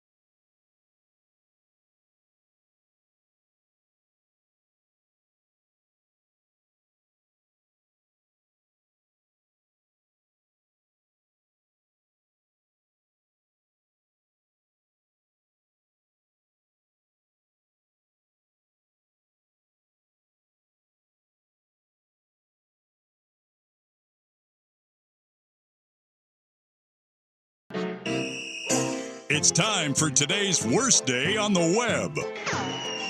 With Danny and Dusty on Odyssey and 1080 The Fan. Well, that sucks. Either you guys like snakes? Oh, hell no. Are you out on snakes entirely? Not a fan. Yeah, out in my mowing the front lawn yesterday, came across 2 garter snakes. Did you scream? One of them with a the red stripe all the way down the back of it too, and Nice. it was not a Jamaican beer. Hooray, beer. Yeah. God, they didn't really bring those back. I don't mind the gardener snakes as much. They could give me the creeps, but They just gum you to death. I don't like going, and they poop everywhere. It smells terrible. I don't like going places that have killie snakes. So basically, snakes can just F right off. Southeastern Asia and Australia and the Philippines and all that. It's Florida. all off your list. Yeah, like Eastern Oregon, like rattlesnakes. Yeah. They're I don't like them. Well, also, I mean, unless Don't you like 'em. step on them, they're going to give you a heads up. That's the whole rattling Yeah, part. that's What they do. Yeah, but like Yeah. in Southeast Asia and the Oceania continent region, like it doesn't matter. They just bite for fun. Yeah, I'm not in on that. Sounds like a Danny snake. Oh, dude, right? No. There was out. little derail Hard here. pass. My algorithm has the animals that will kill you stuff that pops up every now and then. Yeah. And I can't remember what kind of fish it was. It has a very, very, very. It looks like a small barracuda. Okay. This is an I'm trying to get the Very visual of sleek, that. Yeah. very sleek fish Okay. with like razor sharp teeth and a long beak, kind of a deal. Sure. And this thing's So probably nightmare fuel. Yeah. Well, then again, this is in Australia, and these guys are fly fishing, and he's like, "Oh yeah, here we go," and he takes off his like Australian leather cowboy hat, full Mick Dundee, and he dips the brim in the water, and the fish flies at it like 100 miles an hour and locks onto the hat, and he just pulls it up, and it's like 2 feet long. Oh, caught a fish. And he's like, "Yeah, you got to be careful out here. Make sure you don't have your toes exposed." And I'm like, "Otherwise, the fish bite them off." That's not a knife. That's a knife. Yeah, like that's Australia. Back to the point here. There is a dude named Tim Freed who there is a big medical study in. He's actually like a part of this world now. It's actually kind of crazy. He has let some of the most venomous snakes on the planet bite him 200 times. Purposefully. This is Now one. he has. I'm assuming when he does this, he has all of the anti-venom there. Well, no, that's the problem. Is there's not a lot of anti-venom that exists in the world. Like one of the big things in this world is that there's no universal cure-all for the what is it, the boom slang? The boom slang, I believe, is the most deadly snake on the planet. Yeah, that'll kill you like in an hour. And it basically liquefies your insides. Nope. There's no anti-venom. If you get bit, you're dead. Yeah. Like it's terrifying. This guy has taken it upon himself to, again, be bit this many times by a whole host of incredibly venomous snakes to create a better anti-venom. Because he's been bitten so many times, these antibodies are building up in him, and like he's building a literal tolerance to this stuff. And there is science being done. But the company Sevtamax, I believe it's called Skinamax. Yeah, no, definitely not that.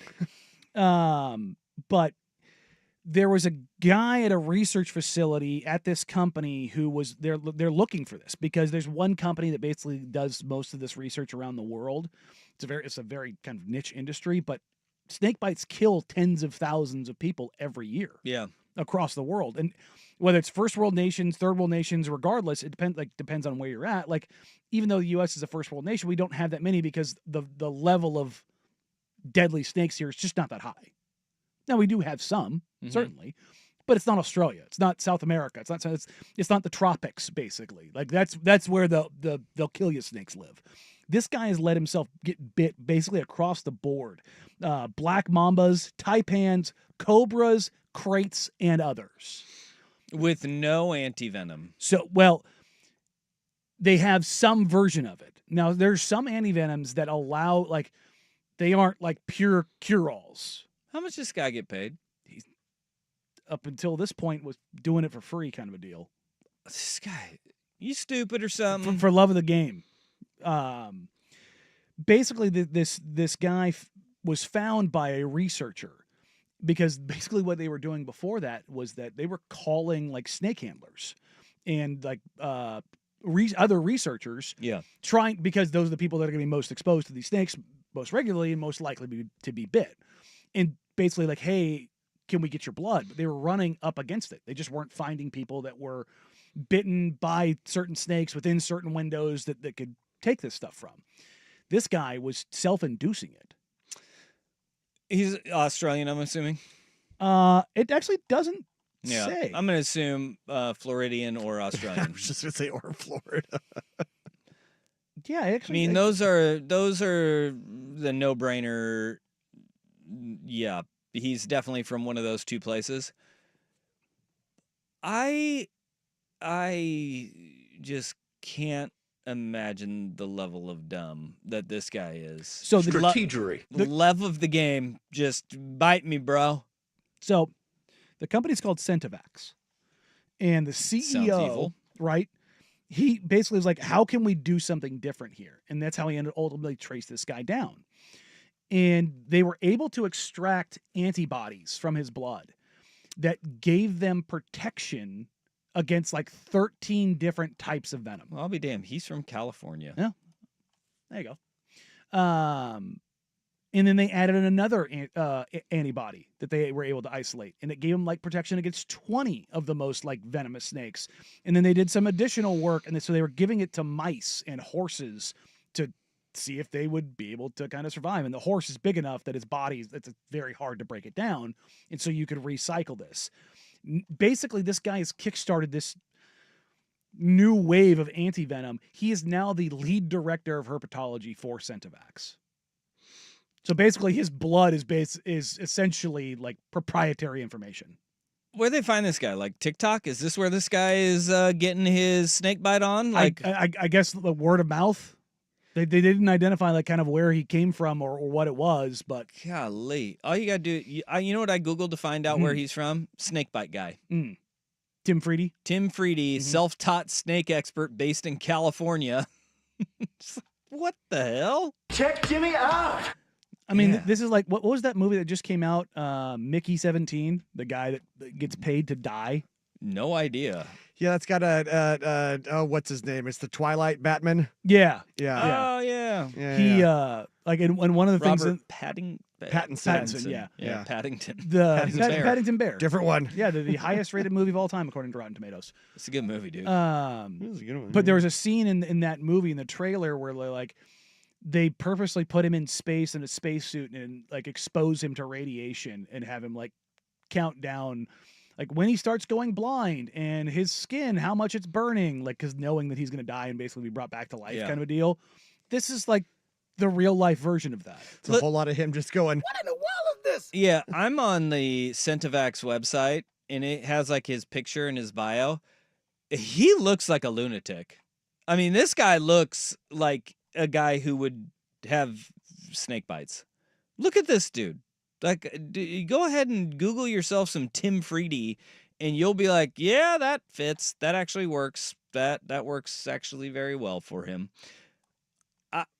He's a mysterious man, though, because nobody really knows anything about him other than he was getting bitten by a snake on purpose.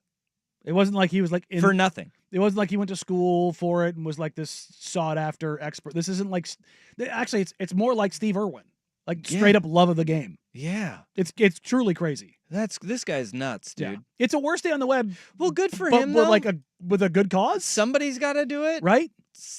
Somebody has to do it. He said some of the bites were incredibly painful. Some of them he said he didn't even feel. And I'm like, that's a you problem, dog. Oh my gosh. Yeah, his Twitter feed is a trip too. Looks like he got off Twitter in like 2024. He that's probably when they gave him the contract with the NDA. Yeah. Anybody want some Venom Week picks? Yeah. No, I'm good. Want to see my necrotic limb? These are the things that he tweets out. He's like, my last black mamba bite.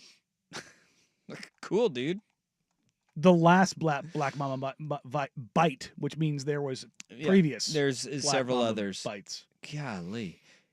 He looks like, to give people a point of reference here, if you know our former engineer, Crazy Eyes McGinley, he gives a few of the Crazy Eyes McGinley vibes in his photos. Yeah, just with the shaved head. Yeah, it just kind of looks just like him. Mm-hmm. So there you go. That's our worst day on the web. Snakes. I hate them. People that own snakes too. They're always weird people. Ooh, buddy. Not weird people, but there's just something like I know somebody I went to high school with, sweet as could be. Loved her snake. And you would never think that she was a snake person. The Venn diagram of snake owners and also like trench coat owners is probably pretty close to a circle. I keep a snake in a trench coat. No, you'd be surprised. You'd be surprised. I know one guy that has a bunch of snakes and like reptiles and stuff, and I love them. They're great people. I would go over there as a kid or in high school. Terrified. Yeah. Well, and they're the people that but you know that you want to keep them on your good side. So when S goes down, they're going to spare you. Yeah. It's like that one checker at QFC. I'm definitely not letting my kids spend the night over there. Yeah, no, they were in a different building, all of them, which made you feel a little bit that's more better. safe. Yeah, because like when you hear about like an exotic animal gets out and kills the family pet or family member, I'm like, oh no way! The wild animal that's incredibly dangerous killed somebody. Oh no! Shocking. Who saw it coming? Yeah. Clearly not all of the warning labels. Everybody. Ooh, So. What would you rather not deal with? Deadly spiders or deadly snakes? Yes. I'm gonna go. You nailed it. Snakes. Like a deadly spider. Don't like it. Multiple spiders are what freak me out. The arachnophobia. Multiple spiders down are in the basement with a blowtorch. Yeah. See, a single snake enough. When you see like the videos of them like lifting up, like, hey, we heard something outside our shed, and so we looked underneath, and there's like 50 snakes. I'm like, burn everything. Yeah. See, but the worst part is with both of those, they could be right next to you and you have no idea. The one video that pops up from that all the time on social media that in South America somewhere, the two giant snakes that just fall through the ceiling. You're like, why are there two anacondas in the roof? I'd rather deal with the big snakes. Oh, that's where they went. Yeah. We lost him. We thought it was like years ago. Yeah, no, he's been up there eating the raccoons. They were pretty small when we lost them. Yeah, man. That's the snake and the alligator in the sewer type deal. I had a buddy. We lived in an apartment, and my buddy Dan lost. He had like a spotted lizard. It was really cool. It was like white. This white lizard that was like black spots all over. Super cool. Wasn't supposed to have it. Lost it. Was like, probably dead. Figured that. About a year later, I had a buddy who was working maintenance for this same apartment complex in college. He's like, hey, found Dan's lizard. I was like, what? He's like, it was alive and behind the refrigerator. It survived like a year. And somebody else had moved into that apartment and was living there. Still in the same unit? Yeah. People are dropping stuff on the floor, that's for sure. Oh, man. All right, that's our worst day on the web. Coming up next, the passing of the torch happened in San Antonio. We'll get to that next year on Danny and Dusty, 1080 The Fan.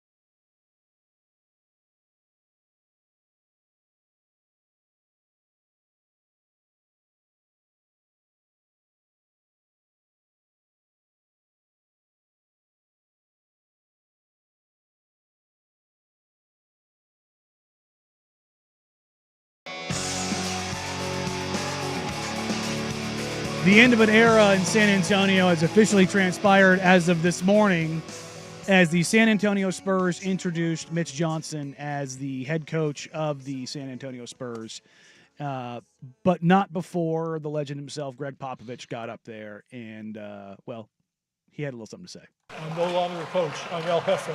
El Jefe, the boss. He had a shirt on that just read El Jefe across the front and on the back, Senor Popovich. I love that. He did that with Tim Duncan and Manu Ginobili flanking him, and if you haven't seen it yet, it's very tough to watch.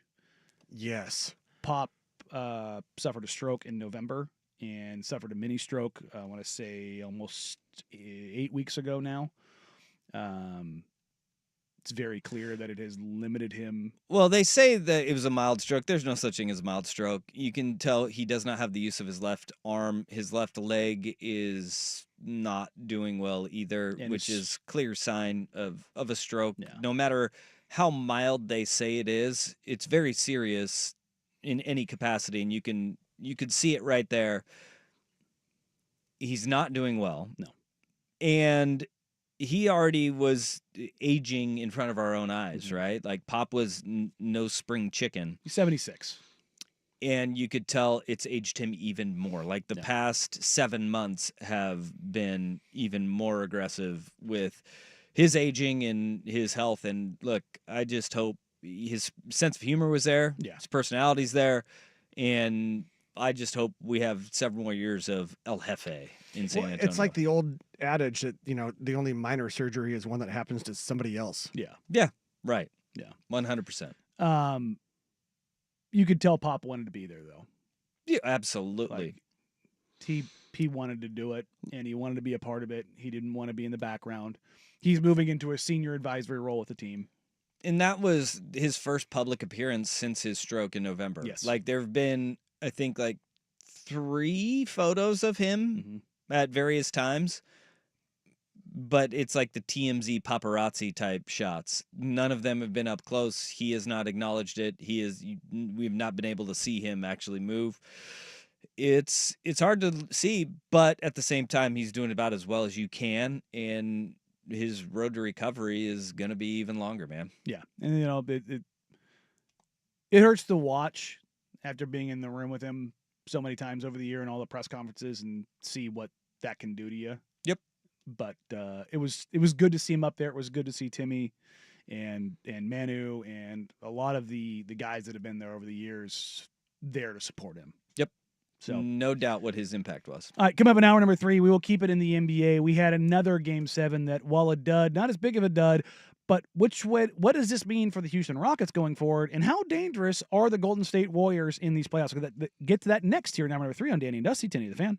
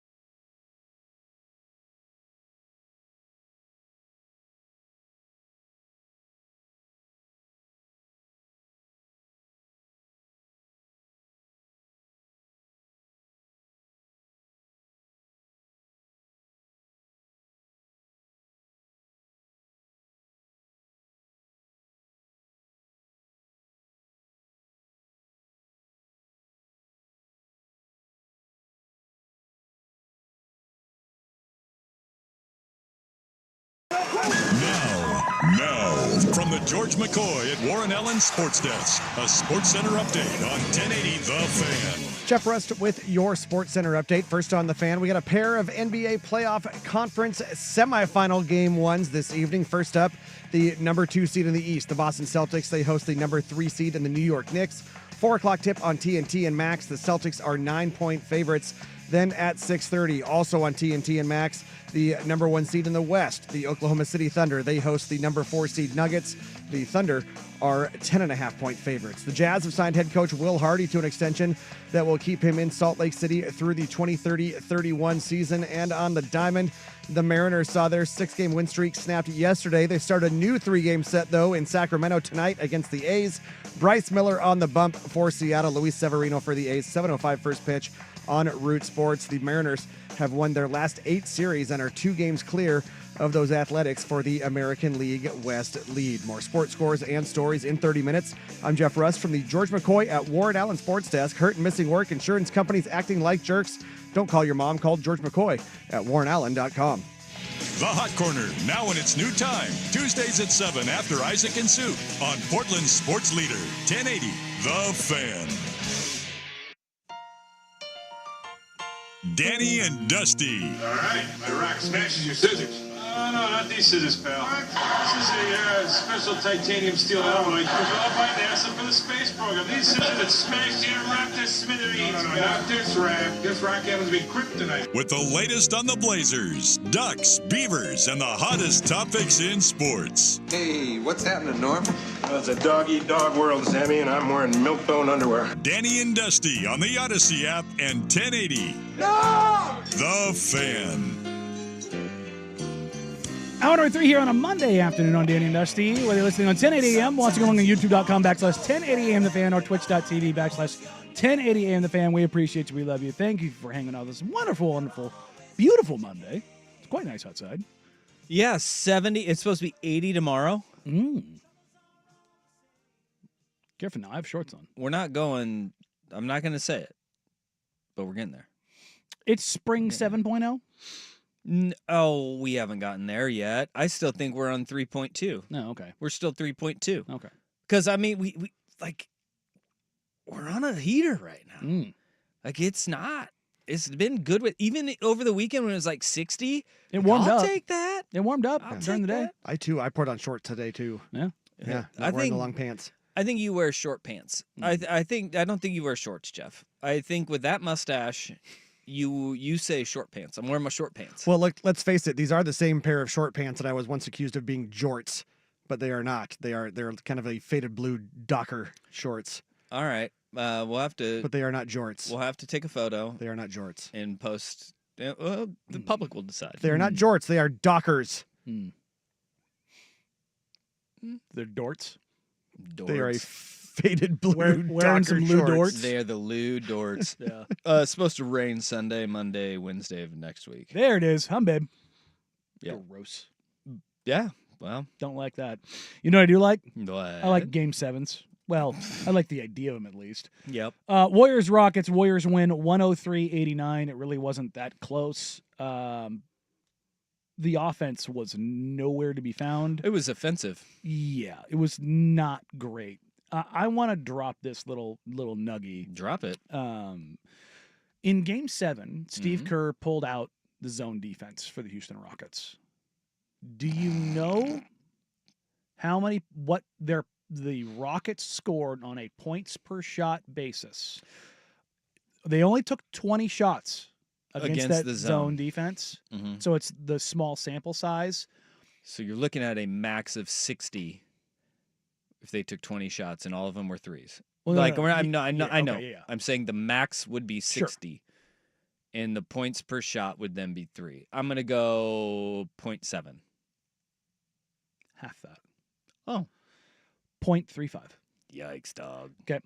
As an aside, the Indiana Pacers have faced a zone with 39 shots. Okay. What do you think their average point per shot is? You said the Pacers? Yes. Boy, I'm trying to figure out where they're in this conversation, but I'm going to say it's higher. 1.44. Yeah, all right. Otherwise known as don't throw a freaking zone at the Indiana Pacers. Yeah, they're going to make you pay. That's 145 points per 100. Golly. Now, yeah, they don't get the credit for as Hassan Whiteside would say, we got them shooters. We talked about this on Friday. I said when we talked about like teams that you're a little like leery of like, hey, they could be a little bit of a disruptor. That Pacers team is really freaking good. And we'll talk about that here in the next segment. But the Houston Rockets, I don't think it was disappointing that they lost in Game 7 in the first round of the playoffs with this core. I did pick them to ultimately win this series because I just didn't think the Rockets were going to have enough to do with their size, which, as an aside, the Alperen Şengün, Steven Adams, do you know what their net rating was on the court? Well, I saw the ridiculous number of Steven Adams, which his was through the freaking roof. 20.9 with those two on the floor. That seems good. I don't know why they didn't go to it more. Like it was like, well, it's free throws and space. Like you have no spacing to begin with, so it doesn't matter. Lean into it at this point. Like just make it a car crash and hope everyone dies. Like that's what it felt like because if you watch that game, Şengün's getting kind of killed because he was 8 of 21 in the game. Part of that is offensive game planning.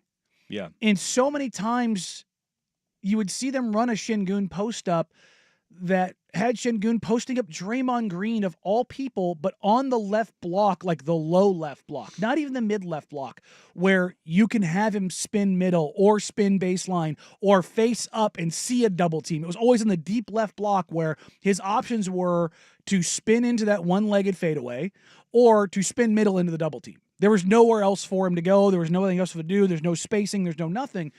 And it's like, was Şengün great? No, but nobody was outside of Amen Thompson. No. And that's why that game broke the way it did. Like stars matter, and their best player, they neutralized him. And they finally did it in Game 7. They sure as hell didn't do it in Game 6. No. But that is where Ime Udoka is a fantastic coach. And I think everybody is opening their eyes to really how important and how good he is as a coach. Mm-hmm. But Steve Kerr said, all right, I got a little something for you too. We're going to zone this up. We know you can't shoot. We know you want to go to the rim. We're going to collapse everything. And we know that there's nothing you can do unless you grab every offensive rebound. But that adjustment that they made, though, is like, we're going to play a zone. And then when you do to get it to Şengün, we're just going to take everything he does well away. Mm-hmm. And that Steve Kerr is a damn fine coach. And for all of the hell Draymond Green gets, which some of it is deserved, the Rockets were 3 of 17 shooting against him in Game 7. Can I say, like, the Game 6 Friday night, where he Superman on that punches Fred screen, VanVleet. what in the hell is he doing out there? I have no idea how he didn't get tossed out of the game. I have no idea. And the leash is ridiculously long. Mm-hmm. And I thought Doris Burke did a really her good and job. Green both were like, this is ridiculous. But Doris Burke said, I know he's got a long leash, but this isn't what a leash should be. No. And I wholeheartedly agree. I am for physical basketball, the whole quote-unquote playoff basketball, and there's a lot of fouls that should not be called in the postseason that you do in the regular season. And a level of physicality is good for a series, and it's good for the NBA in what the playoffs are. What Draymond Green continually does is egregious. Mm-hmm. And you just go, how do Warriors fans even sit there and go, yeah, no, this is just playoff basketball. These guys aren't used to it. Titles. It's ridiculous. That's why. You can justify it in the titles. It's absolutely ridiculous. But he is a habitual line stepper. Line crosser. It's absolutely insane to see that. And now we get to see him match up against Gobert. Two people who do not like each other at all. I'm here for it. I am all for it. All right, coming up next. Wait, I have one stat on the Pacers, by the way. You were mentioning their shooting. Yeah. You know how many guys they have shooting over 40% in the postseason from 3? 7. Yeah. They have 7 players shooting over 40% from 3 in the postseason. Which is exactly where we're going to go next. The Indiana Pacers, they're the first team to, steal home court advantage in round 2 as they go into Cleveland and take game 1. Are the Cavs in trouble? Danny and Dusty tonight, the Fan.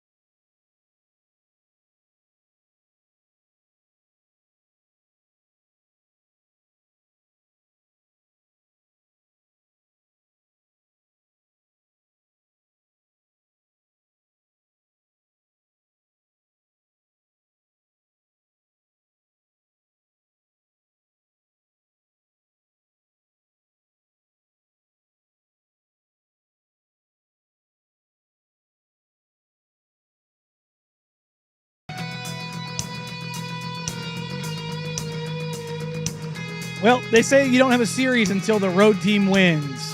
The Indiana Pacers went into Cleveland in Game 1 of the second round of the NBA playoffs in the Eastern Conference and stole home court from the Cleveland Cavaliers. It was, I don't want to take away from the Pacers. I really don't. It was a 121-112 win. I thought what you saw from the Indiana Pacers was the best that they could possibly play.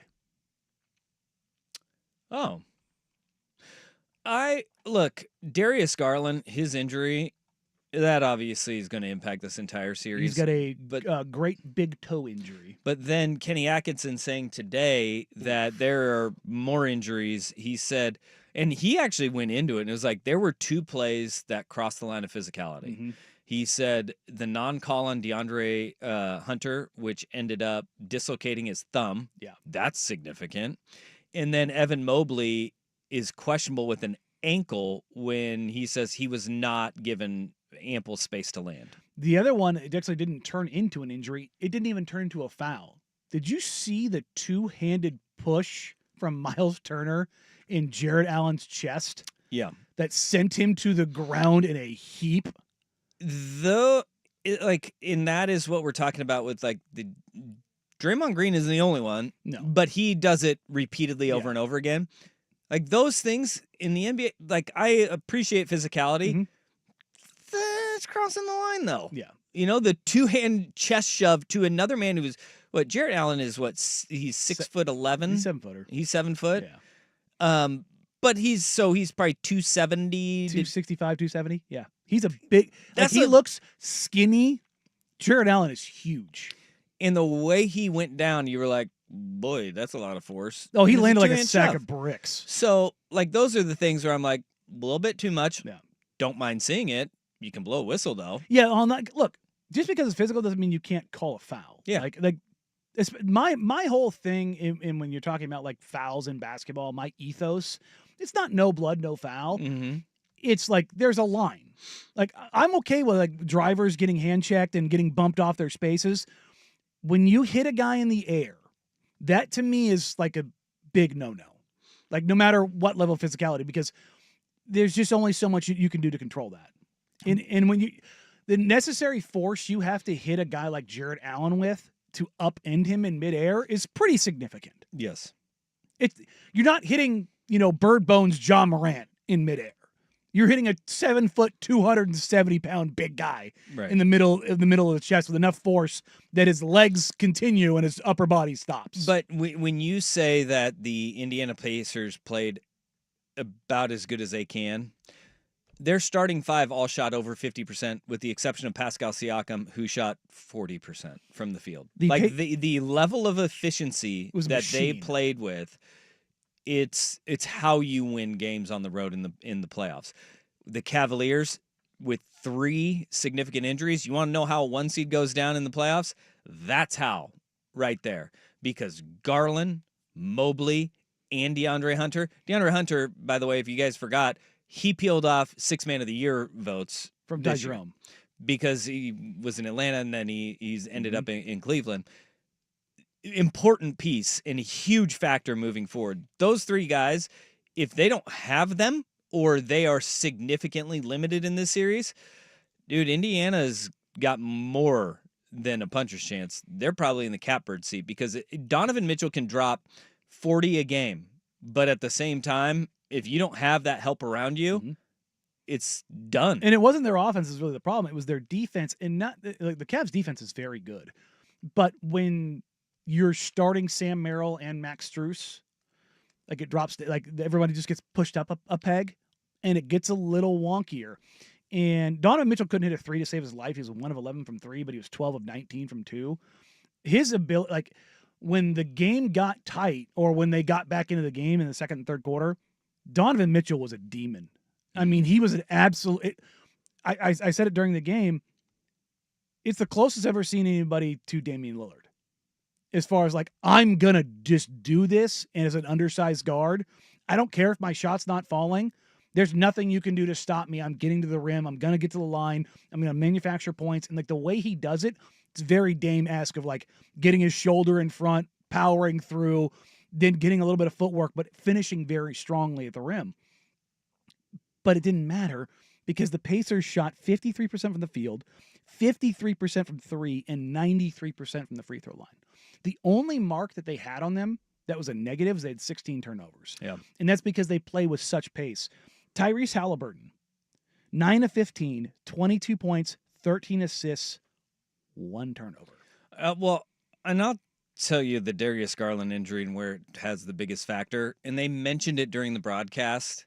When Ty Jerome took the 8-second violation in an NBA game, holy smokes, that doesn't happen very often. No. But they mentioned he is slow. Yeah. And it is wildly apparent. Mm-hmm. That's the massive disadvantage that he has. Yes. He's not like in Darius Garland, it's one of the 5 quickest guards in the league. And having him have to play that many minutes in the load that he has to bear in crunch time with the ball in his hand, that's going to be a detriment to Cleveland. And because Garland, to me, his greatest strength is that he's a Mike Conley-esque organizer of like, whoa, whoa, whoa, whoa, whoa, whoa, whoa, whoa, whoa, whoa, whoa. Pumping the hands, pumping the brakes, like, everybody chill. This is what we're running. This is what we're doing. And everybody just goes, you're right. You got it, DG. Get us into something. You know who he kind of reminds me of? Kevin Johnson, Suns. Yeah. Like, just a little jitterbug. Like, he gets on the floor and he will blow right past you.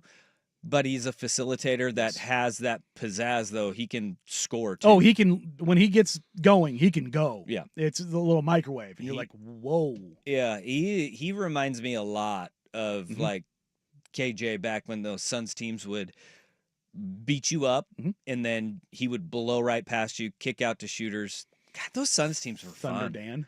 Thunder Dan Marley, Charles Barkley, Danny Ainge. Like, those were – AC Green was on those teams. Those are fun basketball teams. Tom Chambers back then, too? In the early era, Yeah, I know. I mean, there's a reason why those teams were pushing Western Conference Finals and NBA Finals. Yeah, they really, were fun. They're really good. The Pacers are 28-3 when Tyrese Halliburton scores 20 or more. This seems season. good. That seems good. He's not this huge, like, prolific scorer. 13 assists to 1 turnover while being on the ball that much is absolutely insane. And I think that's kind of like the beauty of the way that they are playing right now is I mentioned before we went to break that they've got 7 guys on their roster that are shooting over 40%. He is not one of them. And the reason why everybody else is getting those looks is because he will barrel down the lane and it's like, oh, crap. 3-4 guys have to come and help, and he's just like, boop, out. The way the Pacers move the ball, it's Spursian. It pings around, like the extra pass. The passes, they aren't passing just for passing's sake. And the way they manipulate a defense, this is what Rick Carlisle does. He takes his team and he maximizes these things of, like, the one thing I love about Hallie, and I've mentioned this so many times, is that even though he's a premier creator, he's not like Trae Young where he's just dominating the ball all the time. He if he gets an inbounds and he sees Pascal Siakam has a step on somebody just going into the half court, he's going to fire that thing to Pascal to put a defense into rotation before he even crosses half court, because he's like, if I could create an advantage at 19 seconds, I'm going to create an advantage, because now the defense is scrambling at 19 seconds as opposed to forcing them to scramble at 12 where you don't have the ability, because they get into it. I heard I think it was Kenny Smith on TNT made a really good point, saying how they play you at 97 feet. And what he meant by that was, just because you get deep and get to the rim and score, what happens is your offense, as if you're Donovan Mitchell and you're driving the rim, what naturally happens is your offense flattens out. And by that, I mean guys get closer to the baseline, because as you drive, you want to make that kick pass to the corner. Well, when that happens, now Jared Allen's in the dunker spot and Evan Mobley's sunk into the corner. They inbound the ball and they're going. Now you've got cross matches. You've just got to pick up who you've got to pick up.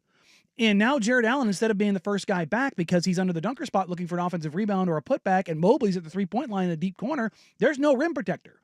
So now you've got somebody smaller like Donovan Mitchell's got to bust back after he's into the first row to try to get back to stop ball penetration, and the Pacers want to play at that pace. Yeah. Oh, it's a good name for the team. It's really good. But what's incredible is you've got a guy every single night for these Pacers. And last night, Andrew Nembhard is maybe one of my biggest misses as a draft evaluator. I thought he'd be a fringe NBA player. He has been absolutely incredible. He has a 28-4 assist to turnover ratio in the playoffs so far. But just with guys like Nembhard, though, fit is so important to what they do. Like, we just got done talking about Ty Jerome. Looks like a snail. The fit in Cleveland, he doesn't fit everywhere. No. He doesn't. Nembhard doesn't fit everywhere. And that is the hardest thing to do in the NBA is you get these guys, and with the coaching turnover league-wide, it's really hard when you have that, new head coach comes in or the player movement itself.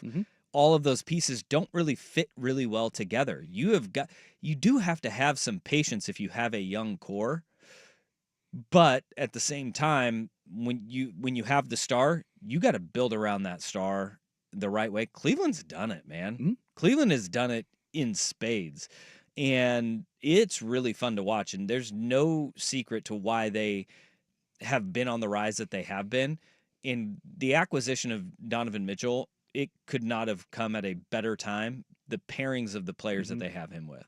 And that was a big-time swing. So, coming next, we do have a little bit of breaking news in the NFL. We need to dive into a breaking kicker news. Yeah, well, a likely Hall of Famer has been cut. We'll dive into that next here. But first, here's Big Kahuna with Sports on Update. I hear they got some tasty burgers.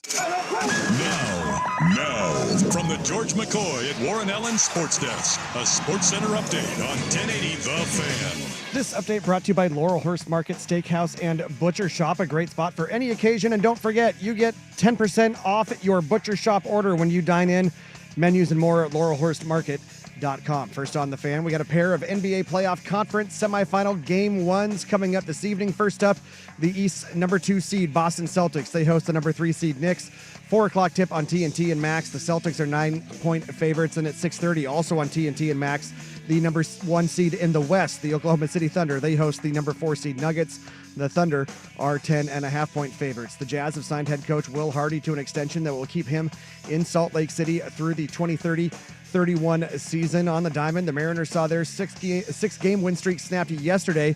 They start a 3-game set in Sacramento tonight against the A's. Bryce Miller on the hill for Seattle. Luis Severino for the A's. 7:05 first pitch on Root Sports. The M's have won each of their last 8 series and are currently 2 games clear of those Athletics for the American League West lead. And in the NFL, the Ravens announced they have released kicker Justin Tucker, who has spent each of his 13 seasons in Baltimore.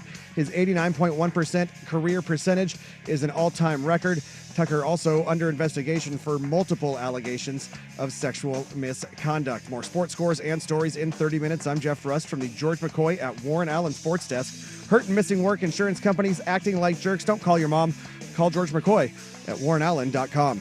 Do it every morning. Dirt and Spray. Weekdays 6 to 9 a.m. on Portland's Sports Leader. 1080 The Fan.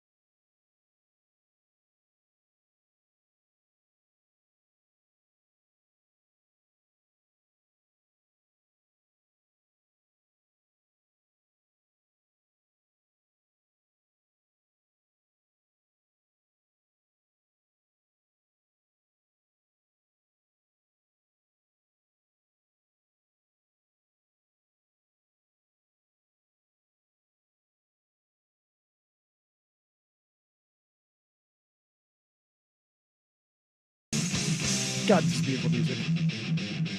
Truly. Doesn't get any better. That's one way to put it. I can tell you right now, it could definitely be better for one person in the NFL. Now, former Baltimore Ravens kicker Justin Tucker, as the Ravens have made the move to release kicker Justin Tucker amid allegations from 16 different massage therapists of sexual misconduct. At 8 different spas, 2 of which the Baltimore Banner say he was banned from, though Tucker says that all of the allegations are false, and he's never been banned from a massage parlor. Yeah, that's why 16 of them are coming together. That didn't know each other. This is the statement from Vice President and General Manager Eric DeCosta of the Baltimore Ravens. Sometimes football decisions are incredibly difficult, and this is one of those instances. Considering our current roster, we have made the tough decision to release Justin Tucker. The Ravens have drafted a kicker just last week.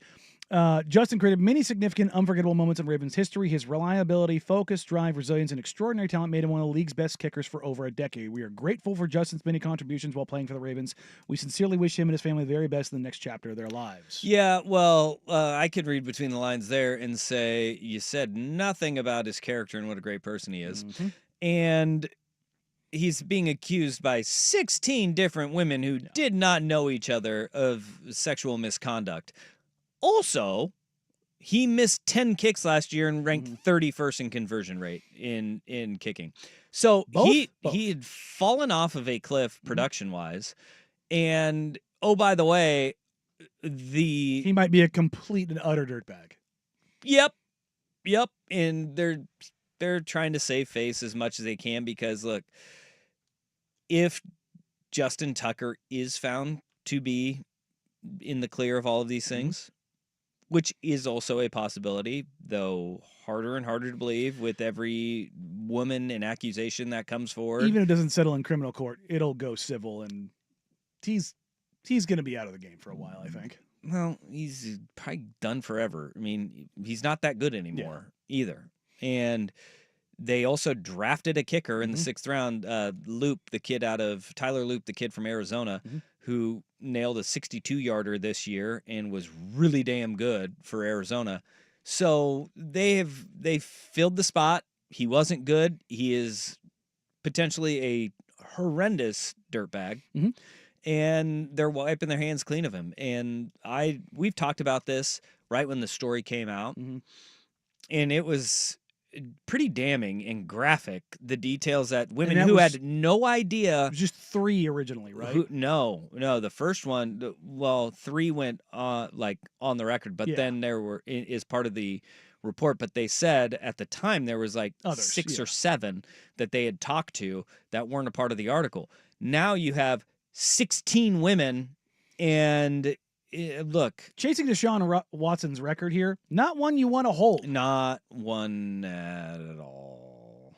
Especially when you're just a kicker. Yeah, he is. At least be of a position of consequence. Well, that's the thing, is the sliding scale of dirtbag to talent got skewed, and that leads to this move. Yeah, and so we have Justin Tucker out. Doubt he'll ever play again. God, the AFC North loves their dirtbags. And the Ravens actually get lucky in this, that this is the first year of his deal where none of his money is guaranteed. So they don't have to pay him anything. They're going to probably designate him a post-June 1 cut, which will free up his cap number, because even though they don't have to pay him, salary still goes against salary cap. It'll save them $4.2 million against the cap this year. And Justin Tucker is dead to the Ravens now. I mean, he's dead to a lot of people, I think. Hate to see it. Although I've already seen some comments from people like, "What, you're just going to convict him right now?" And I'm like, "Dog, look, I'm not going to fair trial, but 16's pretty damning." We've seen a lot of these, and look, there's a lot of times where this isn't a punt god situation. Well, but we know that a lot of these situations, it's not true. Yeah. And I'm willing to say maybe he didn't do it, but you need to look at what the facts are, and what the facts are is that 16 women who did not know each other had eerily similar stories over 8 different spas, and over a long time span in an area that was not all right next to each other. It is not looking good. Let the facts come out, and the NFL is holding their investigation. But smells like a dirtbag, looks like a dirtbag. Yeah. Might be a dirtbag. Might be a dirtbag. So, all right, that's your dirtbag kicker news, as it were. As we wrap up today's show, the NBA draft lottery is a week away, and the transaction cycles for teams that are no longer in the playoffs are getting underway very quickly, including a little bit of news about the local team. We'll get to that next here on Danny and Dusty, 1080 The Fan.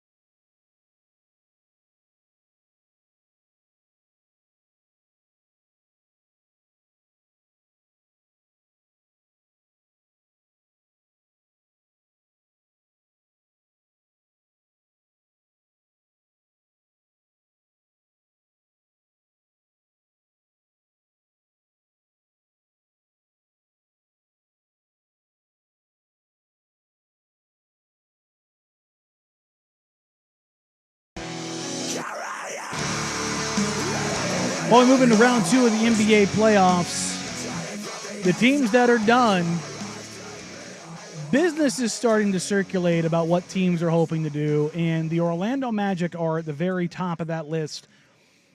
It is very clear what that team needs. Yeah. They need shooting. They need shooters. And a drastic amount of it. Jalen Suggs in his return to form and health will help them. It is not enough. We saw them shoot under 40% game after, and then just from three, from the field. As bad as the Rockets were shooting, the Orlando Magic were a travesty. And Jake Fisher and Mark Stein had this yesterday. As the new offseason beckons, another Trailblazers target has been increasingly projected as an Orlando Magic target. And he says another because during the Damian Lillard trade saga, as it were, and I know this to be true, both executives around the league and Damian Lillard's camp wondered if the Orlando Magic would get in. Like that was kind of as far as like the dark horse contenders in my conversations with people that were involved, the Spurs and the Magic were the dark horses. where Damian Lillard himself could see him playing for both those teams. Like that was that'd be interesting. Mm-hmm. Let's see which way those teams decide to go. Both teams have said, no, we're going to wait and kind of see how things settle with our young stars. And you're seeing this with the Orlando Magic, and I think you're going to see this with the Houston Rockets of like, okay, we kind of know what we are and we know who matters. For Houston, it's Amen Thompson and then everybody else. For the Orlando Magic right now, it's Franz Wagner, Paolo Banchero, and Jalen Suggs, and everyone else. Mm-hmm. Fisher and Stein go, Lillard's backcourt mate, Anthony Simons. The 25-year-old is an Orlando native, would certainly be blend in nicely from a timeline perspective. You'll recall that Simon's one of our 4 Blazers that we mentioned in a recent Around the League notebook, including Robert Williams III, DeAndre Ayton, and Matisse Thybulle, as players that are routinely posited by rival teams as potential trade candidates. I will say this entirely sourced. The Orlando Magic have called on Anthony Simons before. Mm-hmm. And I know they have called this year, not just the post-trade deadline, but after the season ended. It's a natural fit in the sense of that. I just don't think the Portland Trailblazers are interested in what the Orlando Magic have to offer for Anthony Simons.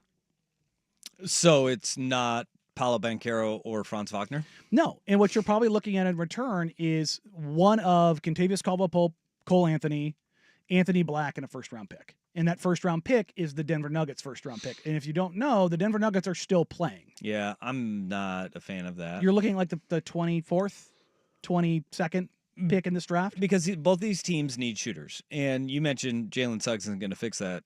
Like, Jalen Suggs this year was bad three-point shooter, and he has been bad in his career. On his career, averaged 33% three-point shooter. He started to figure it out last year and then coming into this year, but the injury just completely derailed him. This year, he shot 31% from three. Last year, he was 39%, which would put him, by the way, 40th in the NBA in three-point percentage at 39%. 39%, though, is a good number. It's a good number, but 40th in the NBA for qualifying three-point shooters. Still not what gets you over the hump if you were the Orlando Magic. And coming off a significant injury, having 2 years prior to that where he was not a good shooter, your world's probably somewhere in the middle, right? Guys, things can click, but this year he wasn't good either, even when he was healthy. And it's a career 39% three-point shooter on insane volume. Yes, and that's the other thing about Jalen Suggs. Volume, it was starting to get there, but he wasn't shooting. Like, he had the most volume this year of any other year, and his numbers went back down. The Blazers also need shooting. Desperately. That does not help anything for Portland to get shooting. No, not at all. And KCP, we know, is a fit guy. And he had a very bad year for Denver, or for Orlando, after having very good years for LA and Denver. It could be a one-off year. It could be KCP kind of falling off the wagon, as it were, as a shooter, getting a little bit older, a little longer in the tooth. But as it stands right now, as the Blazers roster currently sits, I would be more surprised if they traded Anthony Simons than if they gave him an extension. Really? Yes. Because he does one thing for this team, shooting and creating his own shot that nobody else on the team can do anywhere near his clip. And that extension would be hefty. Here's the thing. If you're talking about a 20-point per game starter in the NBA, which Ant is, he's right at that line, you're looking at paying that guy across the league $30 million. Let somebody else do it. Well, I mean, that's it doesn't matter. I'm telling you, any. Well, no, we know what you're saying. Non-rookie scale. Yeah, but we know what you're saying. But let somebody else do it. No. I mean, not if he's going to walk and you're going to get nothing in return. But if you're going to get something in return that helps the team moving forward, then, I mean, there shouldn't be like this. He's bolted down. They're not trading Anthony Simons. I just don't think they would trade him unless they got somebody like that either in that deal or in another deal adjacent to it. Yeah. Because they are so bereft of shooting. But there is also all of the conversations about multi-team deals and would it behoove the Blazers to get in on a multi-year deal where if Orlando, or multi-team deal where Orlando wants Anthony Simons, the Blazers have a piece that they want, and in like whether it's Banchero or Wagner's been the guy who's been kind of linked to Portland through several reports. But if it's like Franz Wagner comes to Portland in a three-way deal that sweetens the pot enough for Orlando to say, all right, fine, we'll take Ant from you, you get Wagner, and then whatever that third team gets something else in return to kind of sweeten the pot, and you make this move happen, hell yeah, you do it. But I mean, if they do decide to re-up him rather than move him, doesn't that kind of recreate and reopen the whole, perhaps this Portland Trailblazers organization over covets their own pieces? Mm-hmm. Because if Orlando is sitting there and saying he's Cole Anthony and KCP, and I don't know who else you put in there. Anthony Black in a first. Anthony Black in a first. The 2025 DeAndre first. And that's what the market is for Anthony Simons. Then, yeah, that is kind of Portland overvaluing and saying, well, we think that he's like Wagner type, right? And somebody else. And I'm not saying Portland thinks that. Yeah. But if you're going to be keeping him, holding on to him, not making very many moves, and moves are all around the periphery, yeah, it kind of does feel that way. I think it's a lot about fit more than anything else. Yeah. And then you take a look, and the numbers are going to start getting crazy for NBA guys. It's just the reality. Just as a point of reference, Emmanuel quickly signed a $32.5 million deal with the Raptors. That's just under, on average value, under 20 or right at 20% of the cap. You know what Ant's at right now, or his deal was under the old CBA? 18.8%. Yeah. So it's almost the exact same rate. Yeah. All right. Well, hey, that does it for us. Monday's over. There you go. We'll be back Tuesday. Tomorrow. Don't threaten me with a good time. Blazers are already bringing in guys for pre-draft workouts. Yeah. Like, things are heating up. By the way, the draft lottery a week from today. Mm-hmm. So we'll get that thing all squared away. All right. Up next, you got 4 hours of power from their mouths to your ears. It's prime time. That's good. Have a great Monday, everybody. Bye.